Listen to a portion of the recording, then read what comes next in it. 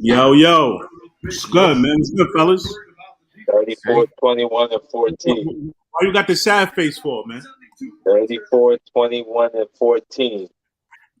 Just for the record, just so you know, I never said he wasn't We're my saying MVP. about you saying Embiid was the MVP. I'm putting my MVP is dogging.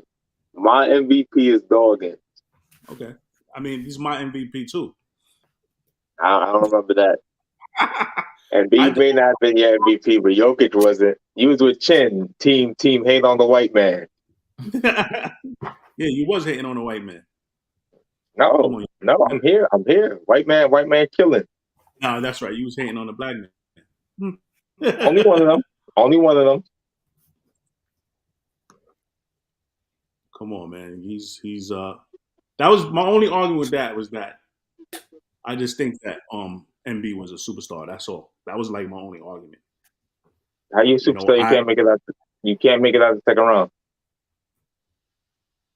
I mean, how many MVPs didn't make it out the second round?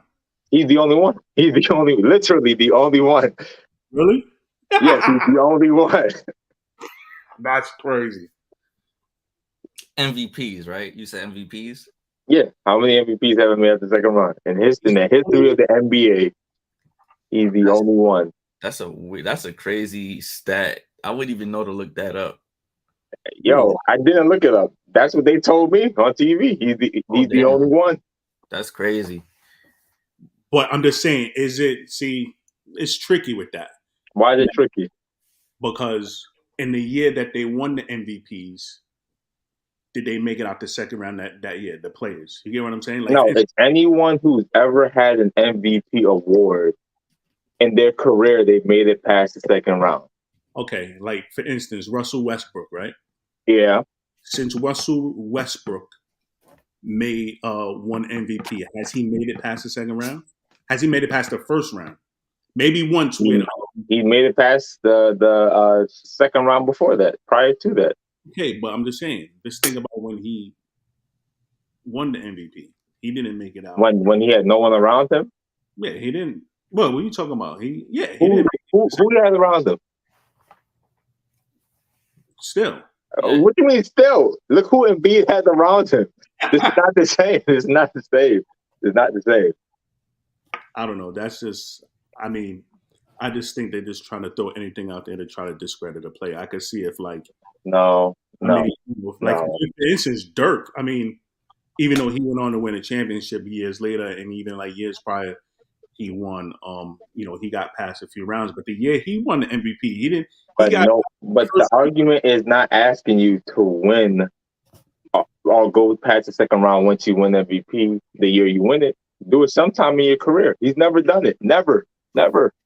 Okay, and then let's say he does it next year, and then what? That changes? Okay, then he finally gets past someone. But until then, you can't be no superstar. It's just a good talking point. You know, they got to make up topics to have like a discussion, you know, like before. I don't feel like there's a discussion to be had. I mean, like me, I don't feel like it's that big of a deal right now. Because Embiid ain't been in the league that long. You know, he missed his first 2 years, you know. We're still going on like a decade. Is it really a decade? Roughly, yeah. I mean, I'm not counting the years. Oh my God, I'm not counting the years that he missed. He missed like a year or two. He missed the first 2 years of his career. So, he really started in like what 2016, 2017, 2015, 2016. One of those two. So yeah, he missed most of his first year, but after that, he's been playing about the same amount of games he played every year. So he missed his first year in 2016, 2017. So we're talking about like six, about to be 6 years. 6 years, okay. But still, I mean, you can't discredit him, bro. Yeah, you can, 100%. Why not? I'm just saying, but using that point, okay, you know, He's the only MVP that didn't get That's past not the second. crazy. That's not crazy. I'm just saying. I mean, That he's means something. That means another. something. You're the best player in the league, supposedly, and you can't make it past the second round in the East. Not even in the West. In the East. Okay, suppose he does it next year. He has like another 7 or 8 years to go. Okay, so in 7 or 8 years, then we'll have a new talking point.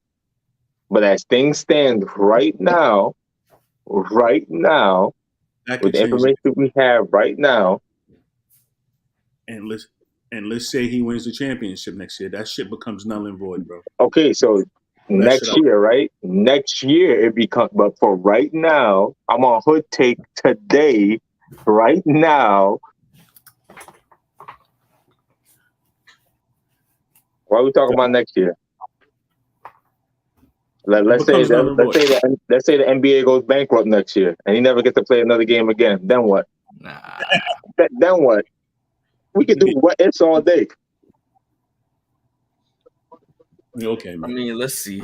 I'm Joel Embiid. Let's see.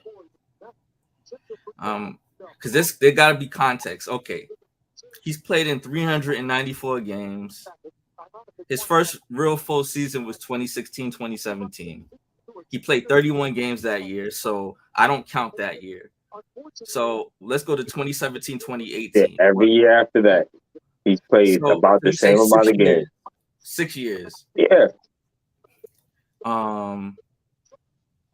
So they went 52-30 under Brett Brown in 2017-2018. And then they lost to Boston in the second round. And he had Ben Simmons and JJ Redick as his supporting cast, Which are good players. And then I think the following years he had Jimmy Butler. When they lost. No, that was crazy. The year they lost with Jimmy is crazy. That was a great team. Yeah, that was definitely a great team. Yeah, the next year they had Jimmy.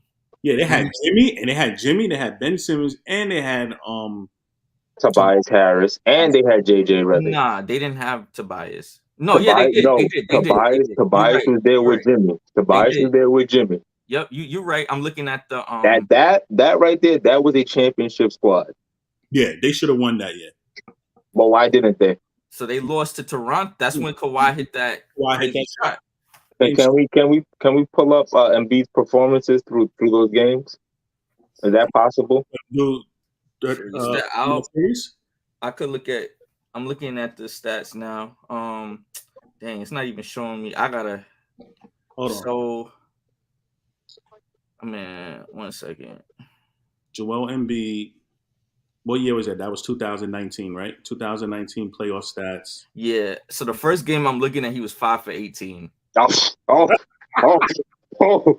Where have we heard those numbers before? Last game, right? And then the second game, he was 2 for 7. All right. The third game. Hood take. Not my MVP, yo. Not my MVP. Not either, so I mean, not my superstar. Not my superstar. All right. The third game, he was 9 for 18 with 33. Okay, he had his first good game. 33 and 10. His first good game. Let's see. Next game. The next game, he was 2 for 7 again with 11 points. Pack him up. Pack him up. Pack him. A superstar then. Bro. Pack him up. Pack him up. Pack him up. The next game, Joel Embiid called Jimmy Butler a championship. That's my new talking point. And then the crazy shit is that he threw Tobias Harris under the bus. Then the next game, he was 5 for 10 with 13. Yeah, you got a point. Pack him up. Pack him up. I didn't. That was a couple years ago, man. That was 2019. Yeah, but that was his real chance. How are you supposed to be the best player on that team, surrounded with a great supporting cast, and these are the numbers you're putting up? He consistently does this in the postseason. Consistently. The sooner y'all get it through your minds that this man is not Hakeem and he's more James Harden in a giant African's body, y'all will understand that he's not like that. He's not like that. We all We all got fooled by him early on. All right, all of us. All right. But now that we have the evidence we have, you have to say what it is. He's not like that. Okay, now I don't put him. Honestly, I don't think he's like one of the top centers of all time. I mean, there's plenty of centers. That's what he was supposed to be. You know, I'll take Patrick Ewing over him. I mean, Patrick Ewing can make it out the second round, so I would too. I mean, all right, like right now, it's still early, man. It's definitely still early for him. I mean, like I said, he could. It's early for what? It's too early to be having conversations about him not being like that. How long until we're able to say, "Yo, he's not a good playoff performer"? Because Harden within 10 years in, when people started calling him a choke. Yeah, they're both shaky, to be honest with you. They're the same player. They're the same player. I mean, I question his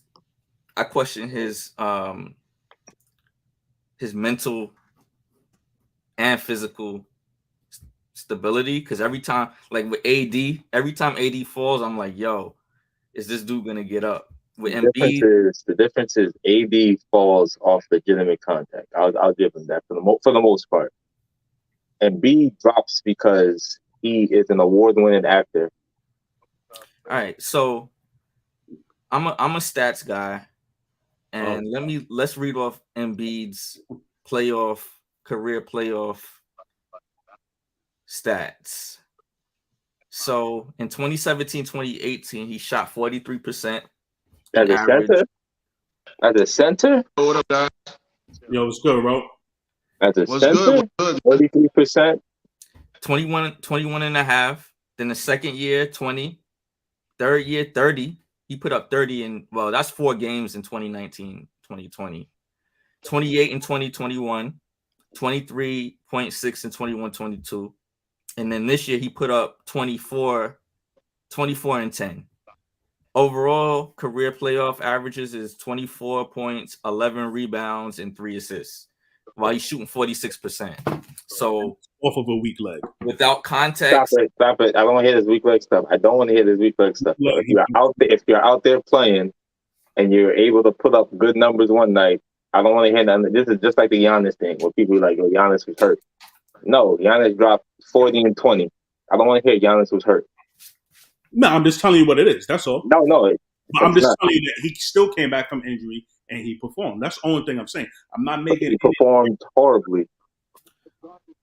Honestly, I'm more inclined to put this on James Harden. No. He's the MVP. He's the MVP. He can't get a pass. MVP of the regular season. Yeah. Okay, so as the MVP, it ain't no I'm gonna put this on the second best player who I know. You know how many players made their careers off of regular season performers? They're in the Hall of Fame because they dominated in the regular season. We can't just judge him and say, why not? You could, but I'm not. Why not? Can I put this on Doc? No. Can I put that on Doc? No. Wait a minute. Enough. Isn't Doc the common denominator here? No. The playoff chokes that people keep giving Doc are the common denominator. You can't give him Chris Paul, Embiid, and James Harden and be like, "Yo, go take us somewhere." And then also in the same breath, we all calling these guys playoff chokes. How are we doing that? How did that work? Harden is full of it. Other than one season, Harden has some of the worst chokes we've ever seen, bro.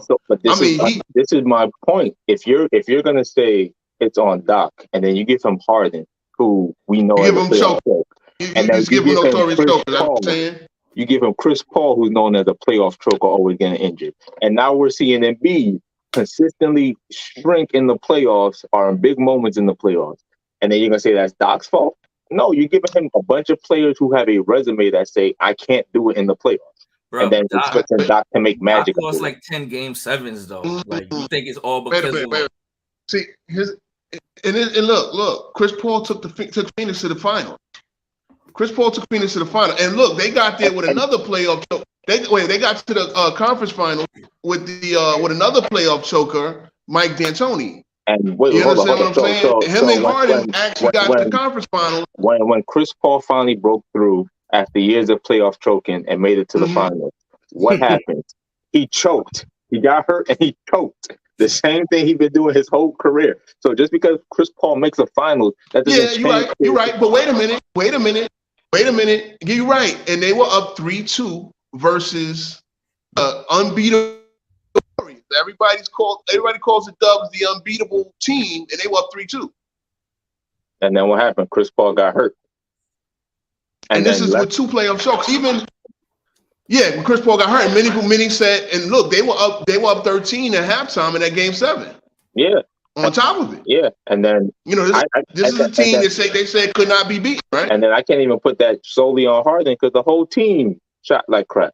That whole team choked. You know what's funny, man? You know what's funny is watching my timeline lit up over something I predicted at the beginning of the playoffs. I knew this was going to happen with Philly. It's just something about them. They fumble and bumble. They don't finish games well. It's just the same thing with Memphis. Memphis started finishing games hard. They had 15-point leads and would lose them joints regularly in the fourth quarter. Yeah, Memphis. That became a little identity, blowing leads. Remember they blew that lead against the Lakers with the whole Shannon Sharp joint. They had like a 13-point lead in that game. Remember when Shannon Sharp about to fight the whole Grizzlies team and T. Ja Morant too focused on the extracurricular stuff. He want to be from Chicago or something. Yeah. So that's why they. It's nonsense, bro. But and this is before the. Yeah.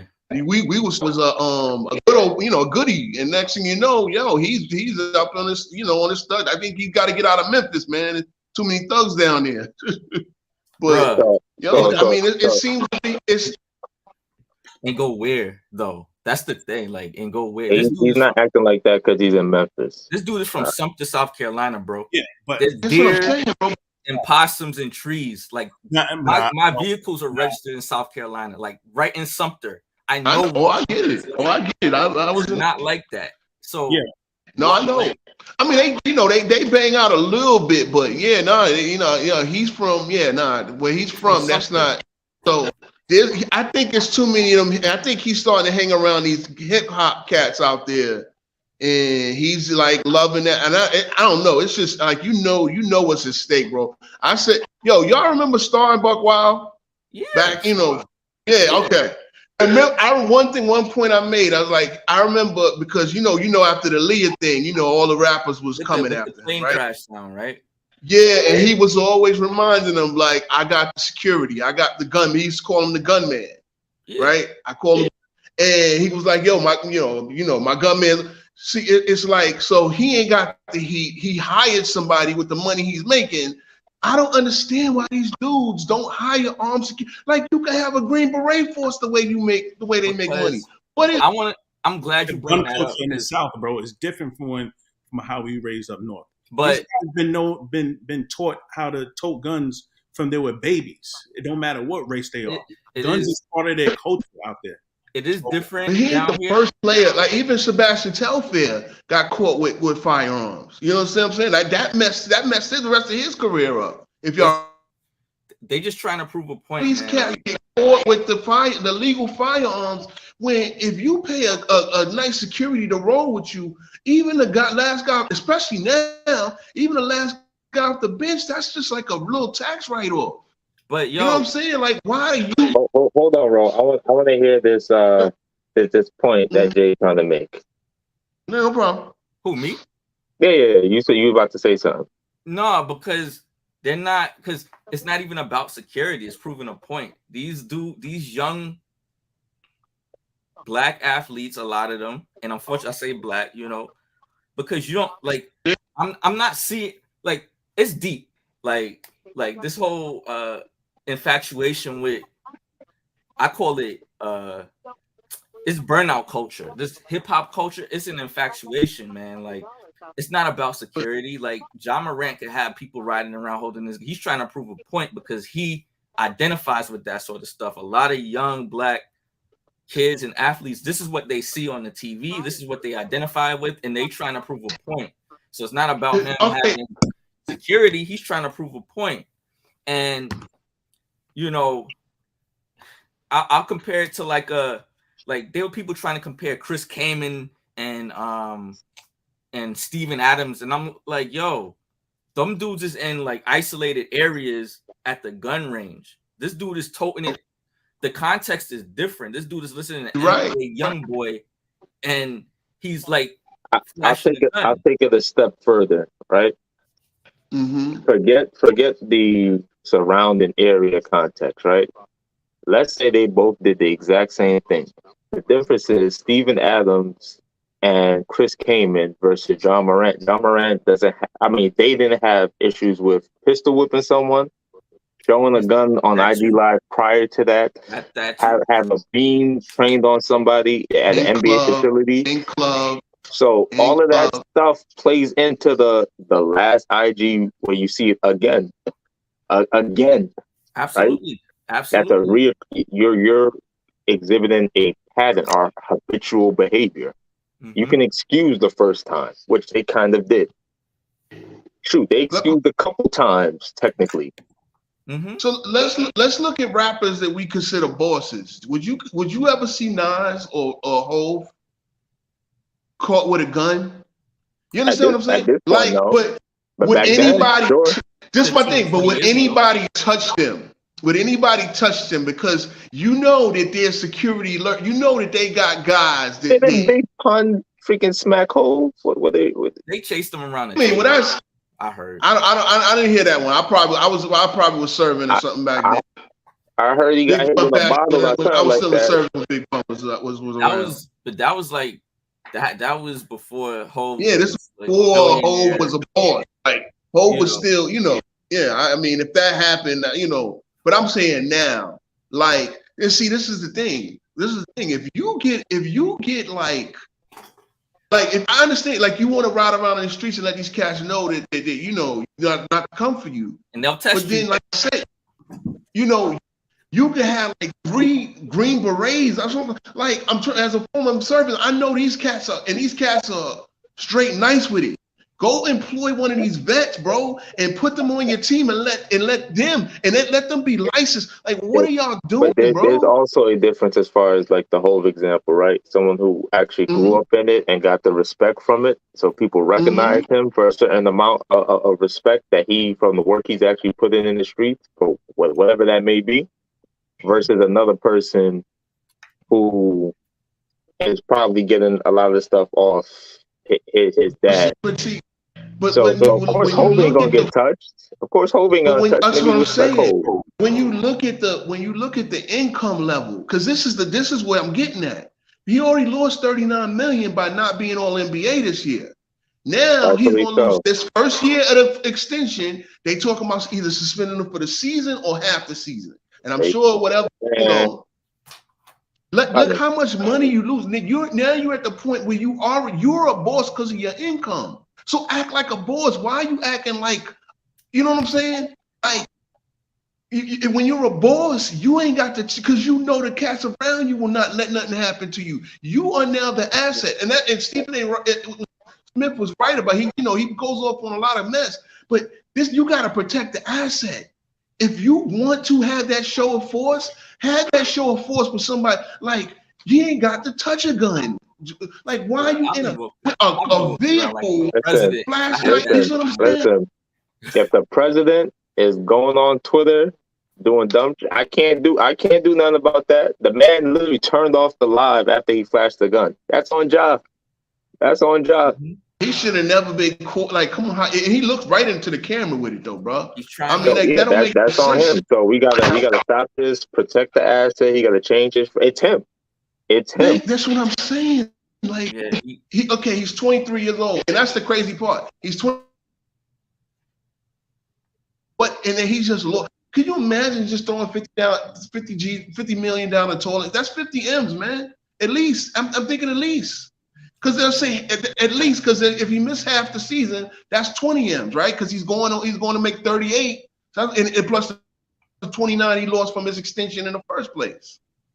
Like he not being all NBA is gonna hurt. So it's crazy. You losing that net worth, but it's crazy. It's just it's no logical, it's no plausible way you can like put into words like why he's doing what he's doing, because I think it's mental, man. It's mental, and I can't understand. It's a mentality, and it's what my theory on it, and like what was mentioned earlier. Like, yeah, he's a repeat offender, but even deeper than that, like when you turn on the TV and you look at black entertainment, what is in front of you? Like, what's on the radio? This is what these kids is raised by this. Like, and I'm gonna sound like an old head, like, but back in the 90s, there was more of a balance. And you had for the Biggie Smalls and the Big L's and all the gangster rap, the Easy E's and the West Coast stuff. You had the Tribe Called Quest. You had, you had stuff to offset the hardcore gangster stuff. Now it's just straight drill. Like, it's straight, and it's a killing as a culture, bro. Like, if you ever take a look at some of these, like, like you know why these Chicago rappers, they like Rondo number 9 and Rose, you know why they're named after basketball players? Because they're scoring on their ops when they kill an op. And this is what they are raising. They're raising a whole generation on like drill music and stuff. So these people like Ja Morant and these sort of people, they become collateral damage because that's what they're influenced by. And it's not about security. This dude has access to whatever he wants. He wants to prove a point because that's they don't listen to the old heads, because even Ho said back in 03, I never make the news. He, all of that, what the, like, he lets you know, like, no, listen, I'm high up here. There needs to be more accountability by the old heads. There needs to be more accountability. I mean, like I said, what was Ja, 3 years old? I never make the news again. My man will shoot you. Like, I'm the boy. Like, for the record, this is not a good message. This is not a good message. This is still not a good message. It's not. But if you got, I understand. I guess I understand now.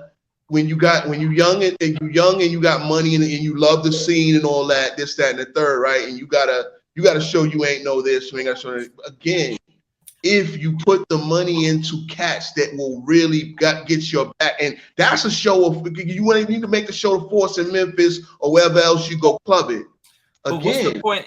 Like, you should, when you worth that much money, you shouldn't have to go nowhere. You gotta carry a gun. You kidding me? Well, I mean, look, this is the league where Paul Pierce got stabbed by main men over a girl. Like, Paul Pierce was in a nightclub and it was over. Yeah, Benzino. But this is what we talking. Yeah, this is what we talking about, though. Yeah, but like, call me a square, but like, I've never been like this dude. That was broad daylight for one with Ja Morant, like whatever. But no, I get it. But like, I never like, when you worth a certain amount of money, you got to know, like, 50 Cent is the best case. Like, after 50 got hit, you didn't hear no incidences of him ever getting touched. Why? Because he was rolling around with police forces. He moves with force. He moves right. This dude. This is exactly what I'm talking about, bro. This is exactly what I'm talking about.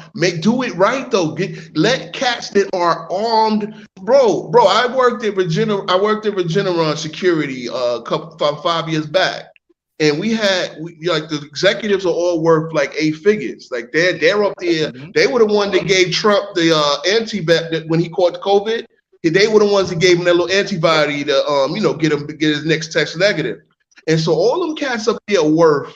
I'm sure after that, they stock went up high. All them executives on the top floor, they pay our company armed security. They roll around in the Suburbans, and they roll around with, and these cats are all ex-military. I guarantee you they was some badasses, this, that, and the third. They was cool dudes and whatnot. And that's how they roll around, because you know what I'm saying? Everywhere they go, you know what I mean? Like, they just roll around at meetings and stuff like that. When you are worth that, you get people that are licensed, trained, this and the third, and nothing. I promise you, nothing ever. Just like you said with 50, after him getting shot, they knew what the asset was, so he was rolling around with NYPD, and while they got at him about it, guess what? Ain't nobody touched 50 again. So this is what I'm saying. You're at the point where this is a write-off to you. It don't even cost that much to get cats that are trained with firearms, like nice with it. No, I know it's a bad image, but let me tell you, that's the other thing. They're also covert. Like the streets will know, but guess who won't know? Sports Center, this, that, and the third, because the last thing I say is, I don't even think that's a bad. I don't even think that's a bad image. Because the bad image right now is what's currently going on. That's the bad image. Right. So that's the other thing I say about it. I'm not gonna continue speaking on a guy. Yeah, the street stuff. I get it. But but you're an NBA player. Why are you so infatuated with what's going on in the streets? Like you a ball playing, you go play ball. Like that's what you do. You care about. I think what's going on in the funny thing is, I think the solution is for Ja to he got to get out of Memphis. So they had him in a Bulls uniform. That's even worse. That's like putting a bull in a China shop. No pun intended. They need to send him to like one of them corny markets like Portland. Like, honestly, where it's all hippies and stuff up there. One thing I learned Another open carry state. I was about to say, and then every state got a hood. Every state got a hood. That is true. One thing I learned it's not about still gonna play. It's not always about where you go. It's about the person. Person you are. I get it. When I was in New York, and I might get flack for this, but I don't care because I don't care. Like I saw my suburb turn into the hood because of the people. They came in with that hood mentality, and I'm like, bro, like we like there's horses across the street and freaking chickens at Belmont Racetrack, and y'all calling and y'all how's y'all Bloods and Crips and bringing it out and all of these gangs. Like your parents, the houses over here is 600,000, 800,000 now. You got tats on your face. No offense to people who do that type of stuff, but you trying to portray a lifestyle and you forcing the issue because you don't have to portray that life. You don't have to do it. So some people just bring that with them. It's just what they see. It's just what they see. They see it as cool. And I'll say this. Why do they see it as cool? Because that's all that's shown. Like, well, or because you lose stand above blackness if you don't do that stuff. It could be that, but it's no balance on the TV, on the radio. Like these, like when it comes to I can't even blame the radio. Who's listening? Maybe just me. Who's really listening to the radio? Who's listening to the radio, yo? There's no balance. What are they listening to when they do listen to it? Huh? They listening to drill is what it is. Yeah, man. Drill rap is what it is. They listening to drill. Yeah. Killing your eye. If you go to I don't want to cut over here. Yeah. We should get back to basketball, bro. It's all good. It's all good. Quick question. If you go to school and get a degree and you play ball, it's like a negative connotation with that. You ain't put it in no work. You ain't doing. It's like a negative connotation with going down a positive nonviolent road. And you banking in, like the numbers is just so. This is my thing. The numbers are so ridiculous, bro. Like, you get like it's crazy how everybody was so surprised at Brunson's contract, and I'm like, yo, that's a mid-tier contract. Do you understand with the new CBA, the cap going up? As soon as Brunson signed his, Cash was signing $250 million extension. We got him on so the money is so ridiculous. And wait a minute, what's gangster about blowing money? Yeah, we just watched Snowfall, bro.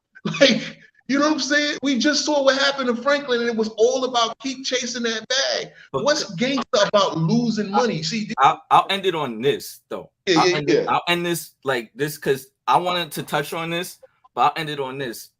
They get rewarded for it because the fact that the story is Franklin blew all his bread, but Franklin had he's on TV. He's being celebrated in a way. These Chicago dudes who's out, out, they're known for just killing, right? They have documentaries on YouTube for dudes who are just known for bodies, nothing more than negative stuff. So that means go ahead. You go to that means you just, but you just when you get these bodies, you're just a soldier. You're not a general. You see what I'm saying? Agree. Like, I agree. You would think But we don't watch The Wire, right? We remember Bodie trying to get to the other side. He was trying to play the pawn that became the queen. You know what I'm saying? Like, he was trying to get to top dog status. He was thinking like that, even though he didn't make it because, the game was the game. You know what I'm saying? Just like what's the name told him in first season, pawns get capped quick. But you know what I'm saying? Like, you will never be more than a pawn doing that. And my thing is, you got guys that are already bosses playing like pawns. It's crazy. It's deep. It's crazy. It's deep. You ain't gonna send your king. You ain't gonna send your queen out there to cap early in the game. If you know how to play chess, you're not sending your queen out.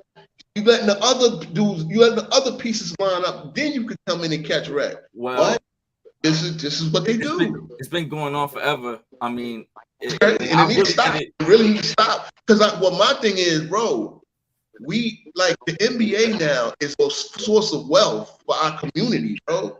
Like, even if it's just a few cats getting it, the cats can put other cats on just on the fact. Like, this is what I'm saying. You could have LeBron did.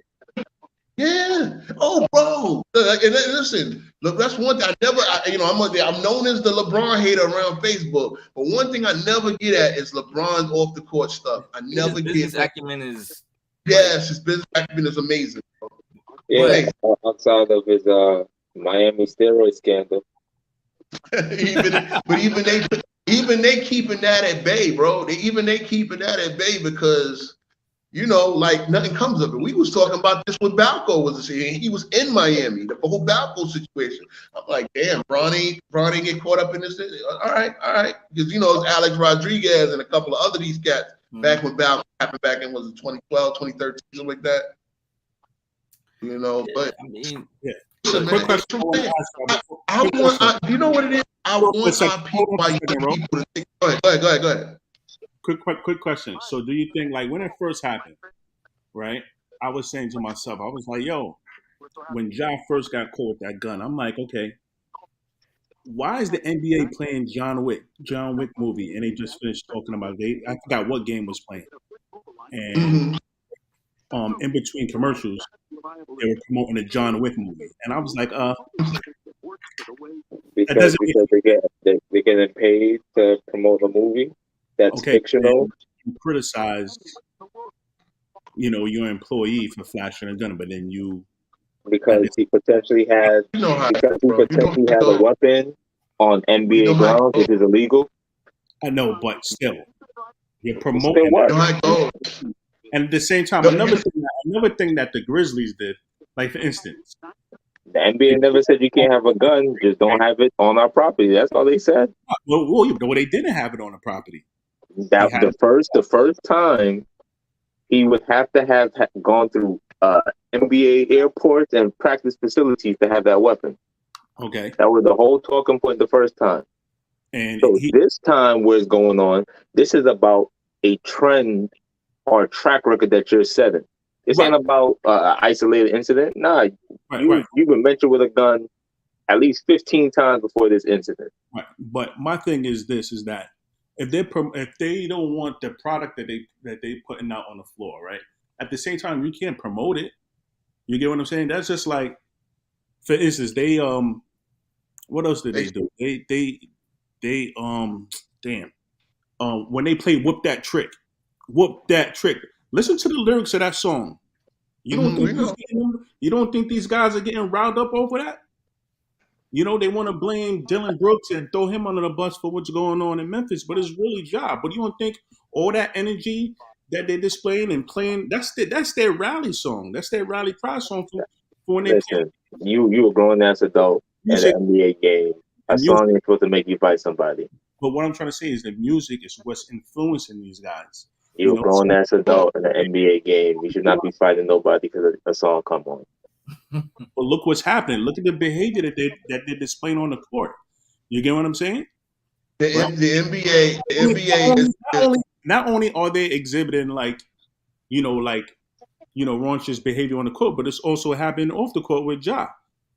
And then we can't ask the NBA you can't to turn out the music the is NBA is meeting us halfway. They're accepting certain things.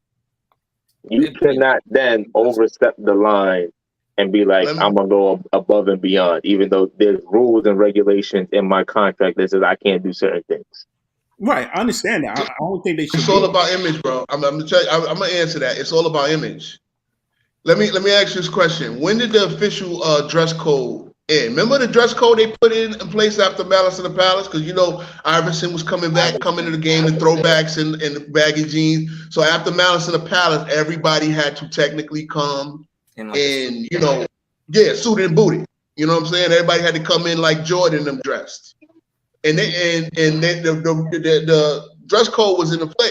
Then as soon as they started not dressing the old thug hip hop style, and they started dressing more of the skinny jeans, and you see everybody's in this little print stuff and all that. They don't got a problem. Like the NBA dress code never. You were supposed to come in business attire. That's not business attire what they come in. But because the image is not that minister society 90s thug image, and now even hip hop acts wear that print stuff. You know, it's the print stuff. It's like but they technically, I never remember them rescinding the whole business attire of the dress code. So the NBA has been sensitive about, you know, Malice in the Palace, and I think it was an overreaction but it looks so ugly. I mean, really, Malice in the Palace, we see that in hockey every day. That's true. We see that in hockey every game, bro. That's true. You know what I'm saying? Other than going into the stands and even sometimes stuff spill over into the stand, but Malice, like, because it's young black athletes, and let's be real, they are going to be very sensitive to anything that perpetuates or gives the image of violence, especially around certain areas, in public areas or threat. You know what I'm saying? So they're going to overreact. So now they still going to promote the gun shoot 'em up movie, of course. I mean, Equalizer 3 is coming out. I'm sure they're going to, you know, it'll be at some. You know, if they're going to play some. They got the bag to do that, you know. They just give it. That's what I'm saying. Listen, they're not going to turn. Listen, I say it's all up. But the NBA is all about the bottom line. That NBA, once the NBA realized that its stars was going to make them money, they took them to the stratosphere, bro. Like I said, you look at the value of franchises in 1979, and look at the value. Like it was like Jerry Buss bought the Lakers, and like he bought the Lakers, the Kings, the whole Western Forum, and about Arena Football League team, a racetrack, and all that. He bought it for like $40-something million. The whole joint. Look what the Lakers are worth now. Mm-hmm. You know what I'm saying? So the fact that they're going to protect that revenue, that image at all costs. That's just the way it is. And they're going to look at it. We pay you very handsomely to adhere to our rules that we make up. It might not be fair, right? Because this is my thing. Look, let me say this: is the NRA stepping up on Ja Morant's behalf? They say, hey, wait, y'all breaking his Second Amendment right.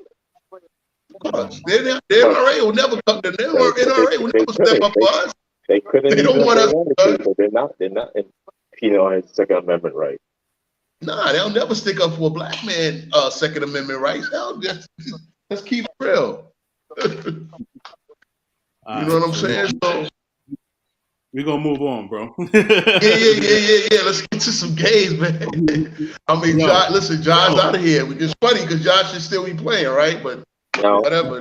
2 seed. He said no. Josh shouldn't. I mean, they would have 2 seeds you if things go out the chalk, right? But of course, listen, the Grizzlies gonna have to break that up, man. They're gonna have to break that up. So who y'all got? Y'all got Denver or the Lakers? Denver and 5. I got Denver and 6. Who you got, Shade? I got Denver in 6. Denver's probably gonna lose the next game. Yeah, Denver's gonna win in 6. Going back and forth because they both play an 8-man rotation. I don't know, man, but I think Lakers will get the next game though. Yeah, I think the Lakers are gonna get it too because it's fight. You know what their problem is? This is supposed to be a blowout, and the Lakers figured a lot of stuff out the second half that they're probably gonna bring out to start the next game.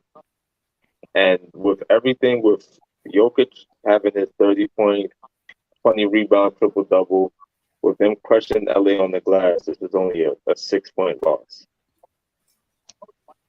I'm gonna make some apologies because I know me and T was going about it in the first round about how good the Lakers really were. The Lakers are better than I thought, right? They're better than I thought. Their defense is good, legit. Austin Reeves, I give him another apology too.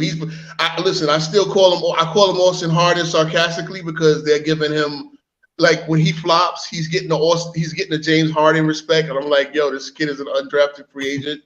How are you giving him these little titchy touch flops for great defenders? But this is my thing.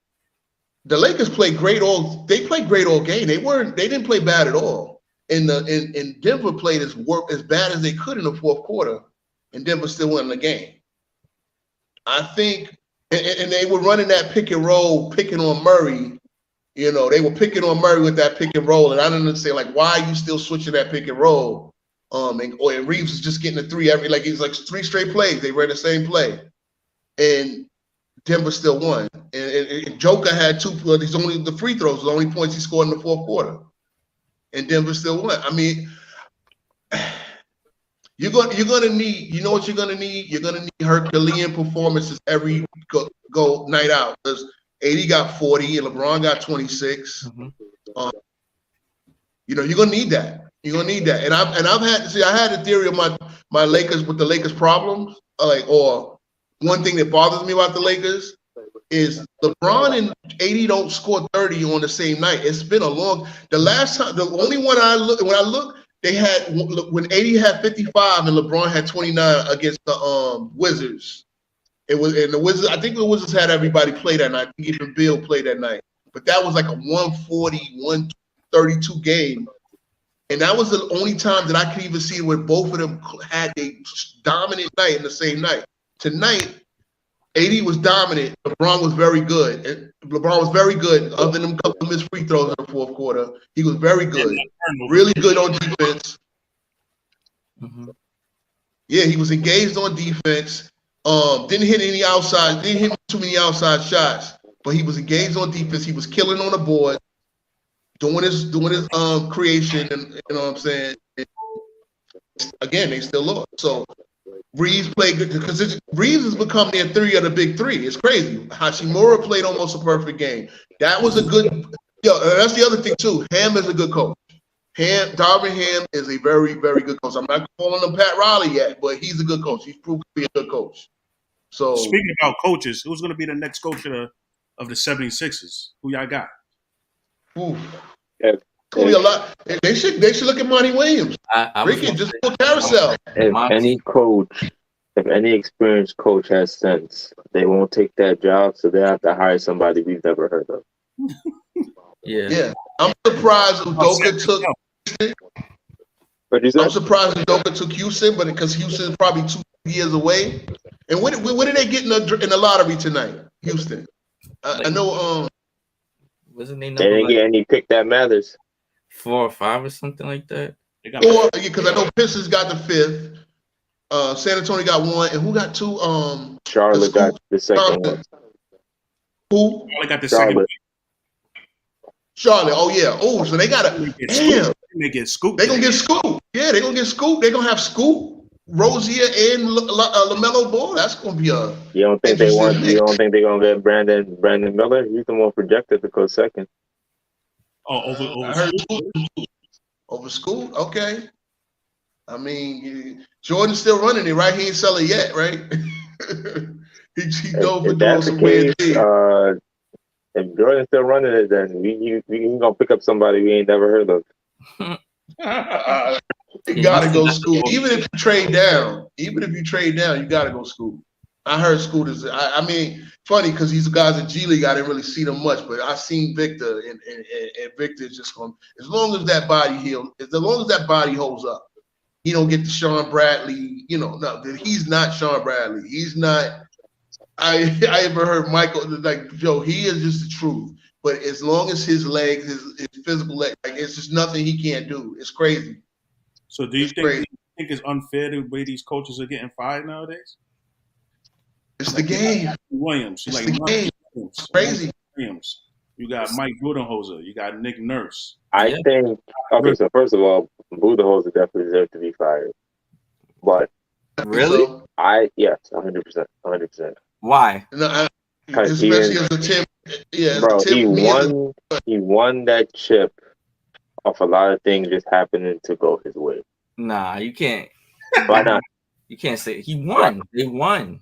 Yeah, because a lot of things went his way. Did Vogel get any respect? Vogel won a chip the year before. Vogel got no respect for it. They fired Vogel over. What did they fire Vogel over? Oh, to me, he found out through the media. Vogel, he won a chip. That's what it is. This is the game. So with Budenholzer, he has clear deficiencies, which is his adjustments and his rotations. That was his problem in Atlanta. That was his problem in Milwaukee, and it only got ignored because he ended up running into a very injury-riddled Nets team, and then a Suns team with, lo and behold, playoff trope Chris Paul, who also got hurt. So he had a lot of things go his way. But after that, once he started running into healthy teams, consistently outcoached. I don't know. So, I mean, they took the Boston Celtics to 7 games last year and lost. Chris Middleton and lost. Okay, but I was without Chris Middleton. They didn't have their full squad and lost. That says a lot right there. It says Jason Tatum's on that team, so we have a shot. Listen, if it wasn't 5 games, maybe if they got to Game 7, he might have been brought back. It was the fact that he lost in 5 games, lost the big lead in Game 4. I mean, and then lost the big lead again in Game 5. He lost. Let Jimmy go for 56. No, no adjustment. You have a former defensive player of the year, and you let a guy go for 56. I don't get it. I don't get it. You know how it goes. You got to, if the guy is cooking like that, you got to make somebody else beat you. And that's not the first time that's happened. Again, he only got away with it in Brooklyn because the Nets is without Kyrie and Harden was on one hamstring. So are we going to disagree because you guys are Knicks fans? What is no. Let me bring my Knicks fan and band them into it because I got a guy who don't adjust himself. I'm saying these things and I'm seeing people just shaking their head as if that's not the case. No, I agree with you because I got a coach that don't adjust as well, and you know what I'm saying. I got a coach who makes no adjustments, and I can understand it. I wanted Tibbs out before we hired him, so I agree. Tibbs don't deserve to get fired. Tibbs don't deserve to get fired. Here's my solution for Tibbs. Here's my solution. Tibbs don't deserve to get fired, right?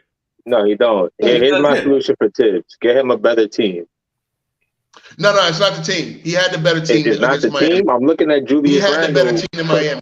He had a better team against Miami. He had a better team. Get him a better team. Spoelstra took his lunch, bro.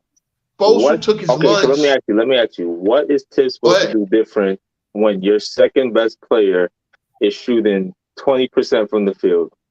And then, you know what you do? Not get him the ball with 4 seconds to go and on every time he touches the ball. But Tibbs is not doing that. Tibbs is not doing that. That's them on the court. You think Tibbs is drawing up a play to say, 4 seconds is left, give Julius Randle the ball. You think Tibbs is doing that? You know why? You know why that's happening? Because Gabe Vincent is pressuring Brunson to where he's walking the ball over the timeline at 16 seconds. Every play is either 16 or 17 seconds. Then you run this dribble isolation. Like Randall didn't get quality touches. I mean, not to make excuses because I don't like the Randall I don't like the body language. Not of quality because of Randall. No, it's more than that. I'm telling you, it's a domino effect. It's a domino effect. Because remember, for Game 1, we would just run into the paint like nothing. What did they do? They put a zone in. Again, no adjustments. You didn't even give Fournier a look when you know he's one of the best corner 3 makers in the game. You didn't do nothing. You ran the same. See, this is the thing with Tibbs. He's going to run the same, like you said with Budenholzer. He's going to run the same rotation, the 100%. Same. And when coaches adjust to it, Spoelstra I think Spoelstra is the best. Because remember, he got his job being the video guy, so he's the best adjustment coach in the league. Let me show you one player when I was looking at it was a game 5 when we won that game. Was it game 5? No, yeah, it was game 6. It was game 6. And we brought in Josh Hart, right? So Josh Hart, and then and he was guarding Lowry. And so you know how Josh Hart runs hard, following his man across the court, right? Mm-hmm. The first play that Hart's in the game, Lowry runs across the court and stops in the paint. And then Hart runs into the back of him. Lowry goes down by like a sack of potatoes. I think it was 31-20. It was 31-17 at that point, or 31-24. Lowry goes down like a sack of potatoes. Hart picks up the first foul. You know who that was? That was Spo, because he sat there and he looked at Hart's tendencies and just made a simple stop in the paint and watch him run into you. Picks up his first. Remember, this is after game 6. Hart had 4 fouls, including the flagrant, in 8 minutes. So he just neutralized one of our best defenders and somebody who was somewhere holding Jimmy in check. That's an adjustment. It just and of course Hart has to know better or see that coming. But where's the Knicks staff to point that out? That was a simple little thing. So you think Spo told Lowry to just stop in the paint and then run into you? You don't think Lowry, who's a career flopper and doing that stuff, that you don't think that was a veteran move by Lowry? And this is where I think we're getting a little carried away with the credit we're giving coaches. Lowry's been doing that for years before he got to Miami. He made a whole career doing that in Toronto. That exact same thing. Hart is a smart defender, bro. Hart is a smart defender. It was one of them situations where it was just a little deep. See, this is the thing. All the adjustments was made by Spo. All the adjustments were made by Spo. We had 3 big leads go over them in 3 games. In 3 of the games we played. See, which 3 games? Which 3 games did you have big leads? Game 1, game 5, which we won, and game 6. We came out 31-17. We was ready to blow it over. And then because again, I watched the Knicks all year, bro. When people adjust to what we do, he still does it. He still does the same thing. And I understand he's a 90s style coach, right? With these short rotations, the same predictable, we all know that Randall's gonna play the first quarter, 12 minutes, then he's gonna sit for 4 to 6 minutes of the second, come back in, he's gonna play the whole third quarter, do the same thing in the fourth quarter. That's predictable. Most coaches have rotations that are set. They obviously are fluid and change with foul trouble and stuff like that, but most coaches do that, where they have, all right, I'm going to rest this guy at this period of time. They go by your opponent. No, most coaches stop it. Most coaches be like, yo, all right, this guy's going to play the first 6 minutes of the first quarter. I'm going to rest him, and then second quarter, he's going to. They all have set times where they're gonna bench players and bring them in. Now again, things never change due to the flow of the game. It never changed for anybody.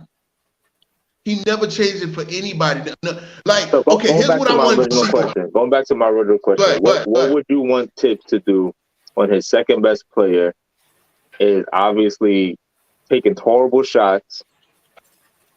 Get him easier shots. Get him easier shots. Get him. He's making the shots bad. What do you mean? He's making bad decisions. This is not Tibbs drawing up plays and then they're just tough plays. He's making bad decisions. First of all, we're ISO team, right? Our 3 best players are ISO. Put your head down. Go create something. Take play. We agree on that, right? Yeah. Okay. So if you're gonna give an ISO guy, because I'm looking at when Randall catches the ball. And listen, Brunson, obviously, Brunson is a beast. Brunson, games 5 and game 6 were just legendary performance, as good as any Knick performed in the playoffs ever. And so props to him. But he has the ball most of the time. Randall, we didn't really call his number that often. And when we did, it was being a tough. I mean, that was the problem. We played this grind out defense. See, here's my solution for Tibbs. I need to hire a little bit more of an offensive innovator who's a little bit more of a tactician who kind of does, because Tim makes no in-game adjustment. This is the same thing I've had for D'Antoni. D'Antoni runs his offense, and when a Popovich or when a great defensive coach like sniffs it out and there's no plan B. He just runs the same. You know how we're doing. There's 8 seconds or less. Go stand in the corner. Go create. We had D'Antoni here without a point guard. That's why that was a disaster. We had D'Antoni as a coach with Chris Duhon as the point guard. Like, and finally we get Felton, who's nice, is okay, but we had to trade him for Melo. And then, then the whole insanity in the center third. That's when he had to go, because when people caught up to Lynn, well, okay, what are you doing now? And Melo's barely touching the ball. Everybody got on Melo, but bro, everybody saw what Lynn was now. Now you got to come up with another coach. And then what did we do when we hired Woodson? We went 18-6. The first night we beat Portland by 43 points. I remember that. Yeah, and then we beat the Pacers in the back-to-back by 15 and by 12. Remember, what I've heard is Tibbs got 3 players who are primarily ISO players. And he rarely puts them in a position to succeed. How is he going to put other than Brunson, the best of the 3? Yes. The most consistent of the 3. The best of the 3. Yes. And the most consistent of the 3. He's the best of the 3. Look, I don't care. He's the best.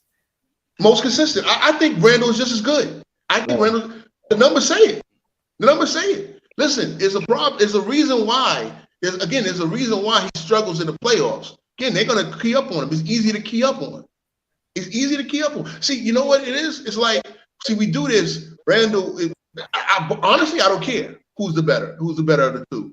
I want both of them to be able in a position where they can succeed. And see, I was defending RJ. Again, RJ is the 3rd guy. His touches are not consistent enough for him to, but he still scored 19.7 a game. You see what I'm saying? And he was the highest scoring 3rd option in the league. Out of all anybody's 3rd option, he was the highest scorer in the league. Now, again, you want the shooting slashes to go up. You wanted him he actually shot very well from the line in the playoffs. Good. I'm happy for that. But you want the shooting slashes to go up. But again, he's not getting the ball in good. And that's why I think a tactician, it runs it. Look, they keep running easier offense than we do. We run a hard offense. You get what I'm saying? Because like the Heat have better mesh of personnel. This is what I'm saying about getting Tibbs a better team. We have 3 ISO players who are not consistent shooters. One of them is a consistent shooter. That's Brunson. The other 2, because you have 3 ISO players, are going to. Because you have 3 ISO players, 2 of them are going to be forced to play off the ball at all times because you only have 1 ball. Therefore, they're not going to mesh well. They're going to struggle, especially when they come up against better defenses and defensive teams. So here's my other solution. And again, everybody we tearing Randall's poster up. Stephen A. Smith. Stephen A. Smith goes on First Take. Randall is garbage. Get him off my team. Okay, trade him for Embiid, trade him for Karl-Anthony Towns, trade him for Dame Lillard, trade him for. Wait a minute, you just called him garbage. Why would anybody trade somebody for somebody who just called Two of those 3 players are going to bring the same problem Randall brings. No, I actually want Towns. I want Towns. And I think Towns is good. Good night, y'all. You want me to tell you why? Let's hear it. Listen, I don't know if you saw my post, T. I said I've been calling him Karl-Anthony Towns, Carl Bethany Towns since he entered the league. I call him soft since he was in Kentucky getting 2.1 rebound games. But I can't deny his talent, bro. He is an amazing talent. And guess what? I said, if you make him a number 2, he'll be great. He can hit 3s consistently. He can post up and just go over some. But you're not making him the main guy. Brunson will be the main guy. You'll have guys that can toughen him up. And guess what? Even with Tibbs, guess what? Tibbs can go and say, look, I got a team out the first round, and we don't even got a player as talented as you. We don't even have a player as talented as you. Let me ask you this. To get Towns, you ideally, what are you giving up to get Towns? I'll give up Randall, Grimes, 4 picks, two and 2 swaps. That's a big. That's a So that sounds like you're playing. That sounds like you're playing Towns at the 4. playing Towns at the 4 with Mitch. He just showed us he's not very good at that. That's what he just showed us, playing next to Gobert. Yeah, because playing with a better point guard, playing with a guy that can really put. Because I think he wasn't ready for. It's not about the offensive end. It's not about the offensive end. It's about the defense. Okay, it's about his toughness. It's about his toughness. Okay, but he's standing next to Mitch. He was standing next to Gobert, and they were food. Gobert's overrated. Wait, but Gobert's overrated as a My point being is he was standing next to a defensive shot blocker. Towns is already a bad defender. You putting him at the 4 where it's going to be even quicker people and more skilled people, he's going to struggle. We're not going to have a mismatch on the other end. But it's not going to be. We're not going to make it up with the mismatch on the other end. Y'all already had that with Randall for the most part. Y'all got the buckets with Randall. So now what you're doing is you're getting someone who offensively is going to do similar things to Randall. You know, maybe shoot at a higher clip, cool, but defensively is going to be a lot worse. His 3-point shot is better. His post-up game is a little better. I just said Randall's a good. Mm-hmm. I just said offensively he's going to be better, but defensively he's going to be a lot worse. Is Randall like Ben Wallace? This is not about calling Randall Ben Wallace. It's just to say how bad Cat is on defense, especially guarding 4s. Yeah, but it's not nice. You can hide a bad defender. We hit Brunson all year long. So now you want to how are you going to hide 2 bad defenders now?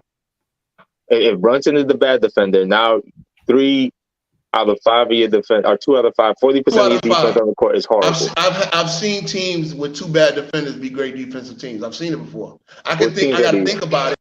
Okay. I got to think about it. You think about it, and let me know. And let me know what they did. You said bad teams. What do you say? You seen bad what? Bad teams where 40% of the lineup is bad defenders. Trust me. Okay, look at the Joker. You think Joker's a great defender? He's a horrible defender. He's not a horrible defender. I want to say he's horrible. No, he's not horrible. He's smart. But he's smart, like the tools. Your intelligence plays into the defense. Okay, but see, wait a minute. Then Towns has the defensive tools to be great. See, I've always said this. You can actually you can have 3 bad defenders. If you look what you need to defend in today's NBA. You need a ball stopper and a rim protector. The other 3 players, you just got to put in the right position. No, if you have those 2, you need a wing defender. You definitely need. You're right. But the ball stopper is kind of the same one. Guess what? Most teams guard the point guard with their 2 guard. They guard the point guard with their 2 guard or the 3. They don't go. You don't see point guards guard point guards no more because you can't hand check them. You can't unless they are Drew Holiday or of that caliber. Even Conley in his heyday, you don't see too many point guards guard the other point guard with a point. It's always cross matchups in the backcourt. So as long as you're 2 or you're 3, now if you're 2 and you're 3 are very good defenders, then you can work with that because now you got 2. This is what I liked about the Knicks coming into the playoffs. I said we had Quickly, and this is the thing. Quickly has stepped up. Quickly is really good on defense. Really, really good.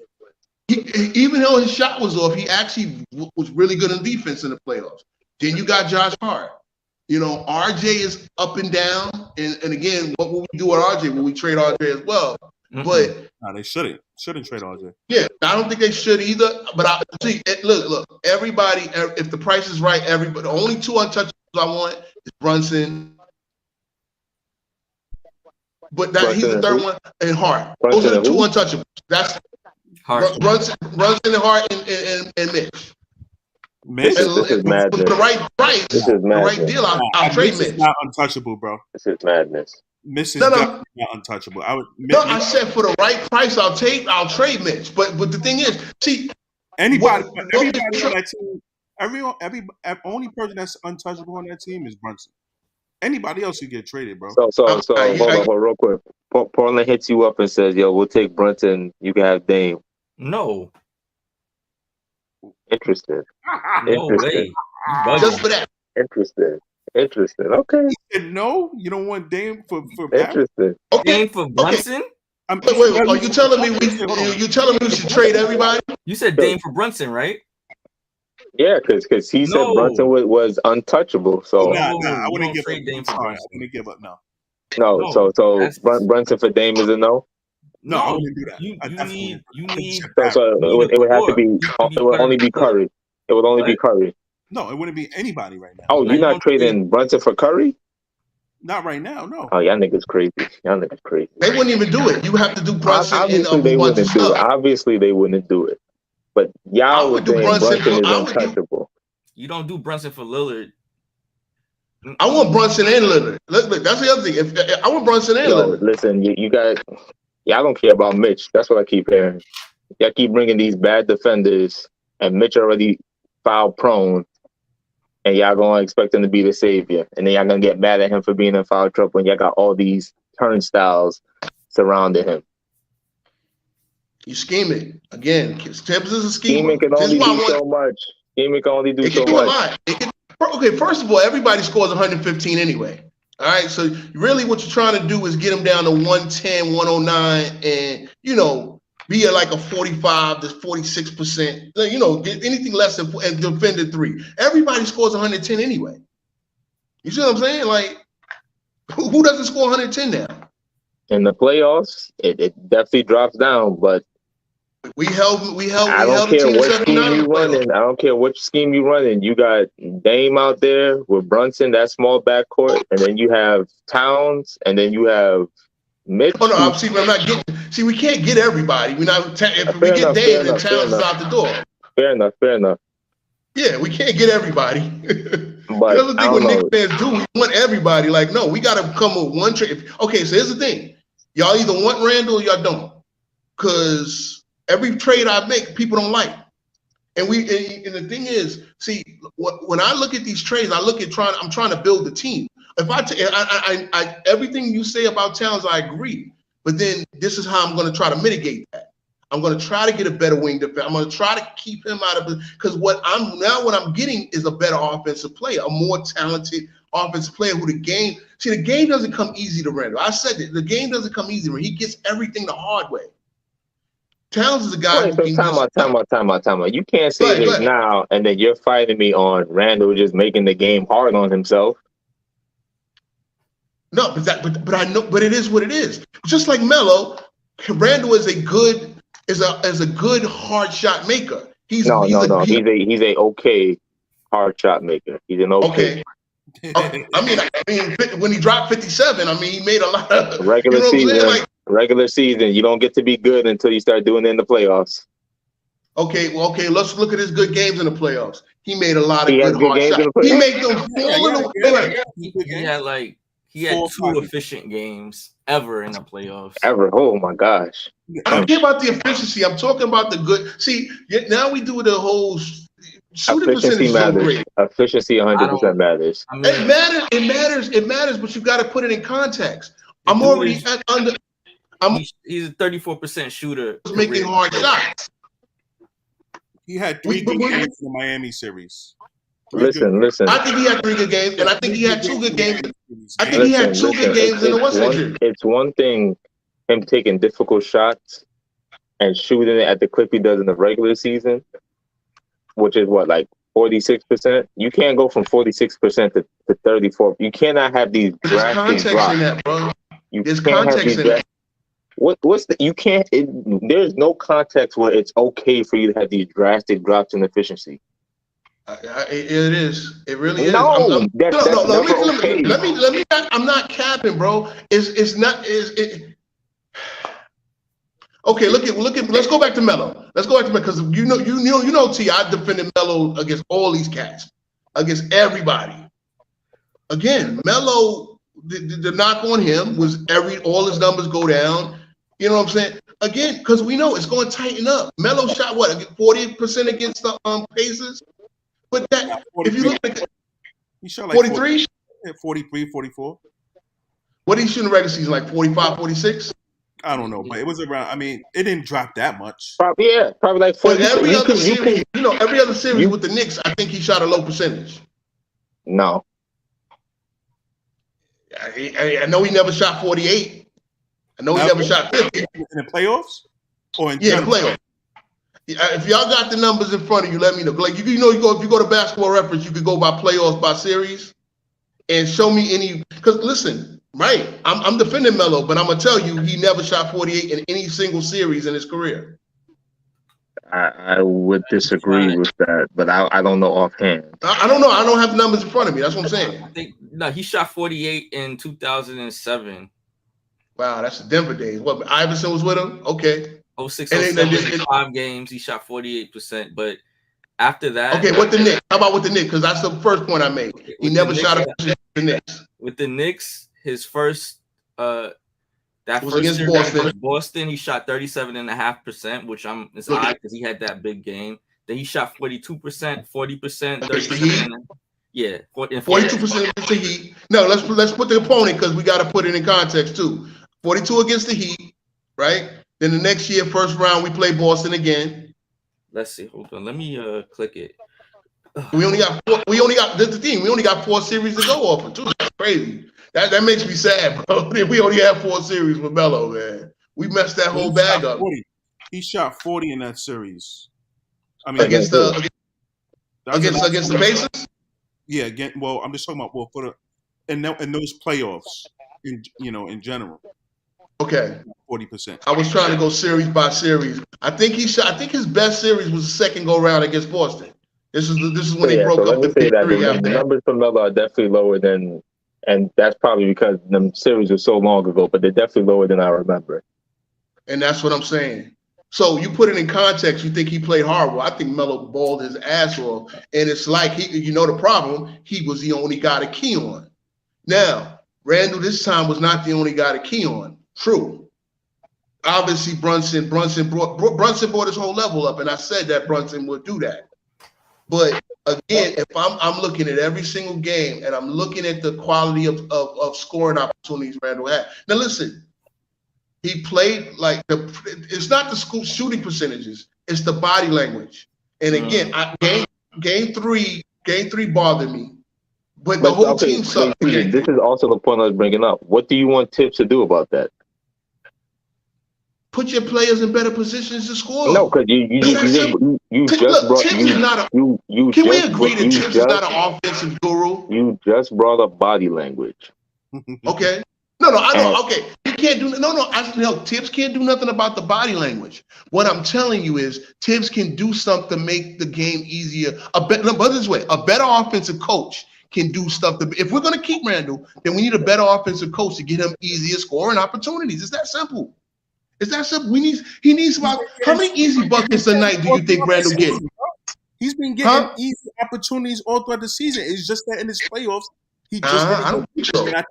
And I think the only reason why he didn't fulfill his max potential because he was injured, and plus you guys keep losing me with this injured shit. But I'm just telling you. No, I don't buy the injured excuse either because if you're playing, you're playing. He's talking about his usage, and I'm just explaining to him a reason why he's probably because he was in and out of the lineup, and then you know what? He had to adjust to Brunson. Brunson was killing, bro. Yeah. And see, Randall had this was Randall's best statistical season of his career. Yeah. You know what I'm saying? Right. So I'm isolating it to the playoffs. I'm isolated to the playoffs when the same coach can guard him 7 games. And the trend we're getting is that the postseason, no matter who he plays, he stinks up the joint. He played well in 5. You're gonna disagree. He played well in 5 of the 10 games he played. He played at least with Melo.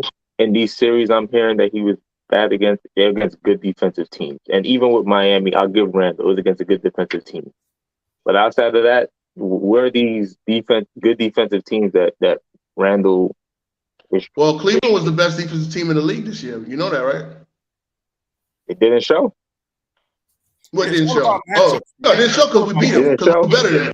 And besides, and you can ask T, that's a fake defensive team. That ain't no real good team. They got two real rim protectors. Now they don't. Oh, and then they guard you with Osman on the perimeter. Look, their ball stopper is the 3. I'm not Osman. What's his name? Okoro. Okay. Okoro starts and Osman comes on. The guy who was falling out the rotation? Because he can't shoot, but he defends. So if but that's what I'm saying. I'm telling you how they. But I'm telling you how they defend. Your best defender is falling out the rotation. You can't really bring him up. Okay, Mobley is going to be an elite shot blocker. He was already a great shot blocker this year. In a couple of years, he's going to be elite. And Jared Allen is an elite rim protector. They got Jared Allen. Jared Allen is a playoff disappearance. This is his first playoffs, right? Oh, but did he play with Brooklyn? In Brooklyn? What are you doing in Brooklyn? What are you doing in Brooklyn? I don't know. Brooklyn was a young squad. You're going to drudge him off for that? Okay, you're right. Because Mitch took his cookies. I can't. This is my thing. We can't, I understand with some guys, it's a small sample size, but it's the only sample size we got. So until he changes. I don't like doing that, bro. That's what I like. Because you know what? It's one thing if it's one playoff series. This is multiple playoff series now for Jared Allen. Okay, so what happens when they come in the year 3 and then they get to the conference finals and they had 3? Why are you saying this? Then stuff changes because we have more information to go off of. So you know what? This is the thing about playoffs. It's so hard to judge like that because you got one coach, you got one team that's coming, and you could come out and play well in game 1, and they'll make adjustments to you. And then you know what I mean? You gotta adjust to the adjustment. So, if you come out and play game 1 well, you have multiple, and they make the adjustments. You have multiple games. Forget multiple games. You have multiple quarters to adjust to that adjustment. We literally live. Yeah, no, I get it. You're right. And we got the coach that don't adjust. That's my argument here. You said the same thing with Budenholzer. We have a coach who doesn't adjust, and we know this. We understand it. I understand about this. Tibbs does not adjust. Tibbs' problem is that he's loyal to his rotation to a fault, and offensively, 100%, he does not adjust. My only defense of Tibbs and people calling for Tibbs' job is that once it came to this Miami series, what do you want him to do? When his second... How about this? One example. Hold on. One example.